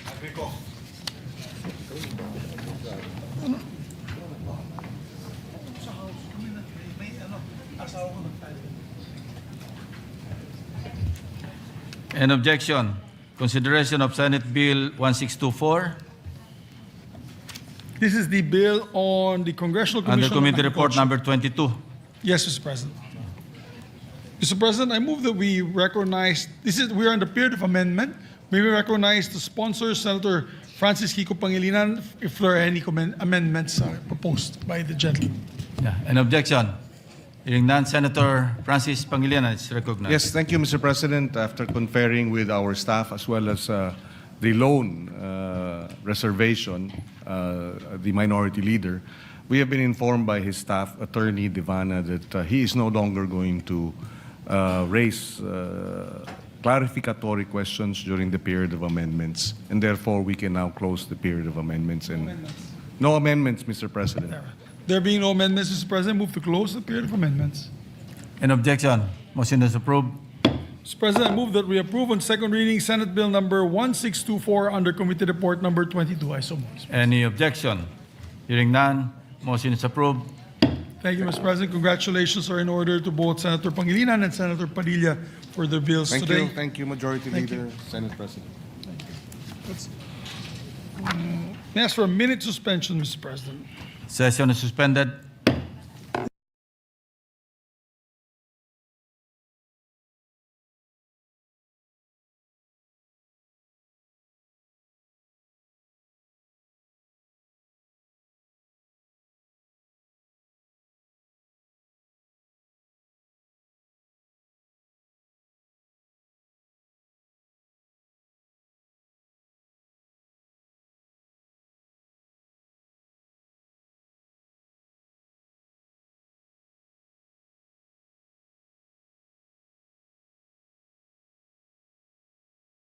Mr. President, I move to suspend consideration of Senate Bill number 1624 under Committee Report number 22. So moved. An objection? Hearing none, motion is approved. Thank you, Mr. President. With that, I move that we adjourn session until, oh, sorry. Anong bill? Okay, Mr. President. I move that we suspend the adjournment for a few more minutes since the good sponsor has been waiting patiently for his sponsorship. Mr. President, I move to May we ask for additional, I move for the additional reference of business, Mr. President. Does it need an additional reference? 1743. No need. Okay, Mr. President. With that, I move to transfer from the calendar of ordinary business, Mr. President, Senate Bill number 1743 under Committee Report number 25. I so move, Mr. President. Any objection? Hearing none, approved. You may ask the Secretary to read the title of the measure, Mr. President. Secretary is hereby directed to read the title of the measure. An act amending Republic Act Number 10699 or National Athletes and Coaches Benefits and Incentives Act by Senator Go. Senator Christopher Bongo is recognized to sponsor the measure. Mr. President and esteemed colleagues, as chairperson of the Committee on Sports, I rise to sponsor Senate Bill number 1743 under Committee Report number 25, amending Republic Act number 10699, otherwise known as the National Athletes and Coaches Benefits Incentives Act. Mr. President, Republic Act number 10699 was enacted to expand the coverage of incentives granted to national athletes and coaches. This is to recognize their contribution in Philippine sports and for bringing pride and honor to the country. The law, however, seemingly provided disproportionate incentives for those competing in para-sport competitions compared to other international competitions. This proposed measure aims to provide our athletes with disability to be recognized on equal footing as other national athletes by ensuring that they receive fair and just incentives for their achievements. This amendment will further promote inclusivity and equality in the Philippine sports sector. Mr. President, ang atin pong mga para-athletes ay katulad din po ng ating mga normal na atleta. Sila po'y nag-aalay ng pagod at hirap sa mga training para lang mabigyan ng dangal at honor ang ating bansa sa mga kompetisyon na lalahukan nila. Hindi dahil mayroong kakulangan sa kanila, ibig sabihin na dapat kalahati na lang din po ang kanilang matatanggap kung ikukumpara po sa ating mga ordinaryong atleta. Di naman nila kasalanan na may kapansanan po ang iilan sa kanila nung pinanganak po sila. Pinaghirapan din po nila ang ginto, pinaghirapan din po nila ang medalya, pinaghirapan din po nila ang bawat laban, pinagpawisan din po nila ito. Pareho naman po ang ginto, silver, and bronze na napanalunan nila. Karangalan po yun para sa ating bayan, kaya nararapat lang po na ma-increase ang kanilang incentives na matatanggap mula sa gobyerno. Ano ba naman po ito kumpara sa kanilang hirap at karangalan na dala-dala para sa ating bayan? Huwag po natin silang ituring na parang iba. We would like also to take this opportunity to extend our sincere condolences to the family and friends of Master Sander Severino who passed away last Saturday. Si Sander po ay isang magiting na manlalaro ng chess who won 5 gold medals in the recent ASEAN Para Games. We honor his contribution to Philippine sports. Kaya, Mr. President, bigyan natin sila ng tamang pagpapahalaga na nararapat sa kanilang mga talento at tagumpay. Ito po ay para rin magsilbing kanilang inspirasyon at motivation na magpatuloy sa kanilang pagbibigay karangalan sa bansa. In the recently concluded ASEAN Para Games, nandito po sila last week, no, binigyan natin ng parangal.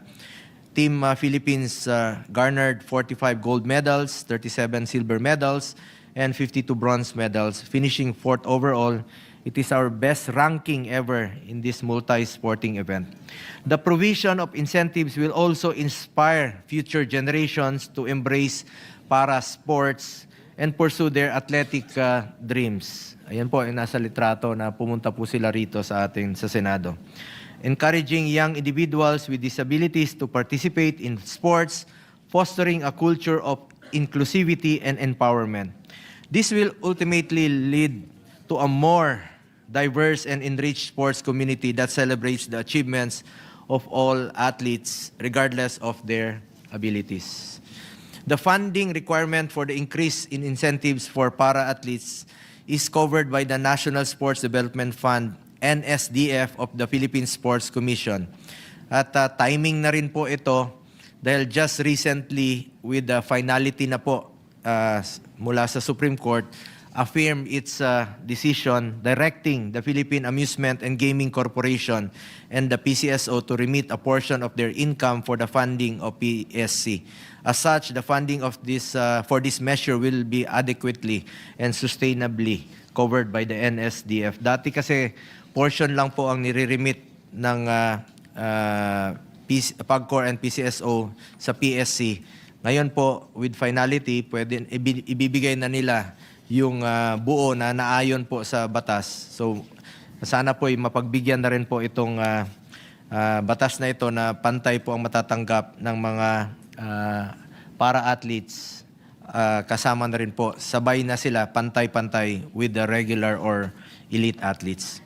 And for all our national athletes, we have included an amendment to provide tax exemption on incentives, bonuses, and rewards granted to national athletes who win in international sports competitions, as well as to their coaches, whether these come from public or private entities or from private individuals. Sa ngayon po, taxable po ang mga incentives at donasyon na nagmumula sa private sector, kaya nababawasan ang tunay na benepisyo na natatanggap ng ating mga atleta. Mr. President, it is incumbent upon the government to show our gratitude by providing our national athletes the recognition they truly deserve. Hindi naman po mababayaran o kayang bayaran ng kahit anuman ang dangal, karangalan at honor na naibibigay ng ating mga Filipino athletes. This bill is just a way to pay it forward and give it back to our Filipino athletes. Yung karangalang dala-dala nila tuwing nananalo po ay nagse-celebrate po ang buong bayan. Pero napakaliit na halaga lamang po ito na pwede po nating ibigay po sa kanila. Isa po sa mga nagpapakita ng isa po ito sa pagpapakita ng pasasalamat ng gobyerno at ng buong bansa sa ating mga minamahal na atleta. We thank our colleagues who have also authored this measure, Senator Pia Cayetano, Senator Jingo Estrada, Senator Rafi Tulfo. I also understand that Senator Joel Villanueva, Senator Kiko Pangilinan, and Senator Camille Villar also signified their intention to co-author this bill. We hope all of our colleagues could lend their support for the approval of this measure. Thank you po, Mr. President. Thank you, Senator Bongo. Senator Lauren Legarda is recognized. Salamat po, Senator Lauren. Thank you, Mr. President. I just wanted to associate myself with a good sponsor, and I actually have a speech. Let it just be inserted in the record. So that's a co-sponsorship speech, but with his permission, may I also request to be co-author of the measure. Thank you. Salamat, Senator Lauren. So inserted into the records. Mr. President, Also, Senator Robin Padilla. Salamat rin po, Senator Robin. Yeah, Senator Robin Padilla is recognized. Maraming salamat po, Ginoong Pangulo. Nais ko pong maging kabahagi ng panukala na ito at ito po kasi ay gusto ko pong malaman ng lahat. Noong ako po ay nung 2006-2007, ako po ay masugid na sumuporta po sa pagyabong ng Muay Thai sa Pilipinas. At ako po ay kasama sa ginawang mga training ng ating mga mandirigma na lumaban po sa iba't ibang bansa. Kasama po dyan ang Philippine Olympic Committee. Katunayan po, totoo po yun. Ako po'y napasama dyan. Hindi ako dahil sa magaling ako o mas magaling ako sa kanila. Hindi po, napasama po ako dahil sa financial support sa kanila. Ako po ang nagbibigay ng pamasahe dyan, papunta sa abroad, nagbibigay na pang hotel. Kapag ka nanalo, binibigyan mo ng premyo dahil kulang na kulang po talaga ang suporta sa ating mga atleta. Kaya ako po ay sumusuporta sapagkat ito po ay napakahalaga. Maging ito man po ay para sa mga Olympian man o para sa Paralympian man, ito po ay makatarungan na ibibigay sa kanila.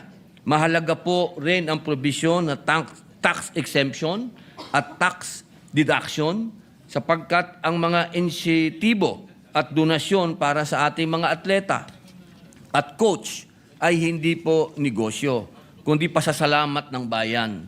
At dapat hikayatin hindi parusahan ng buwis.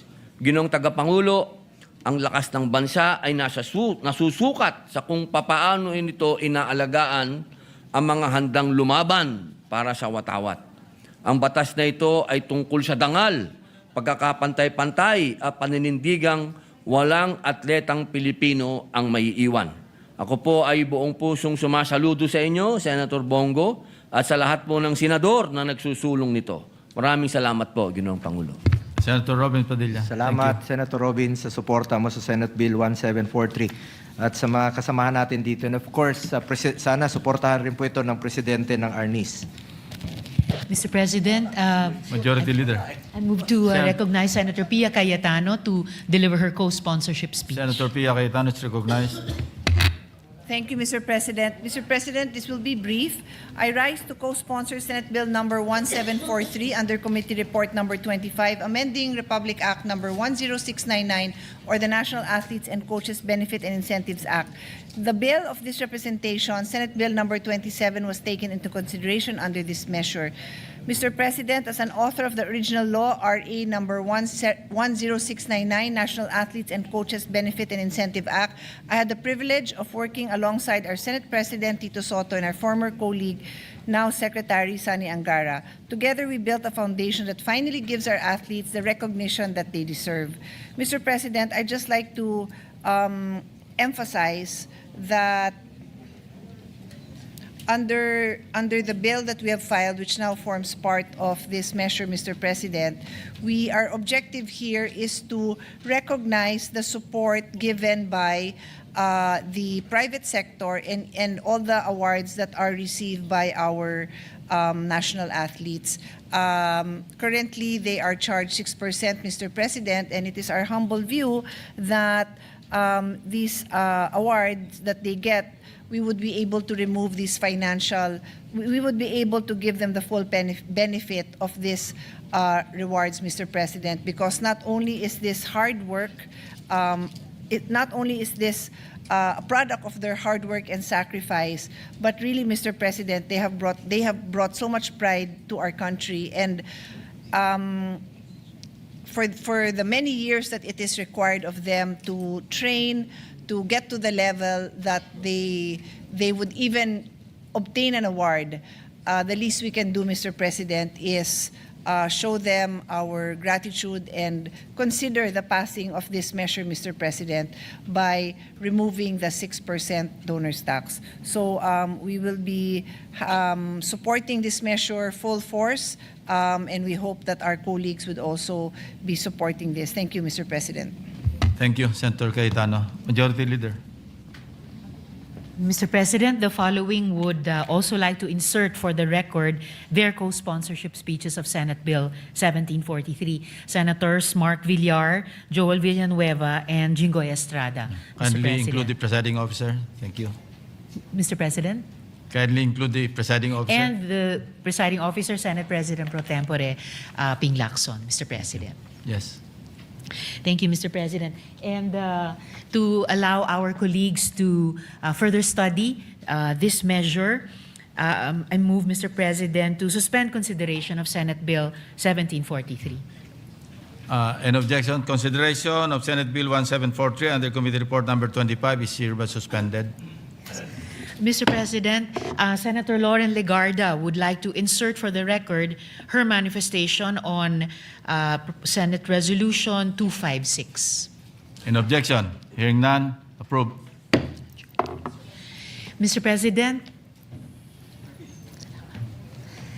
I move to adjourn the session until 3 o'clock in the afternoon of Tuesday, February 10, 2026. Is there any objection? There being none, the session is adjourned until 3 o'clock in the afternoon of Tuesday, February 10, 2026.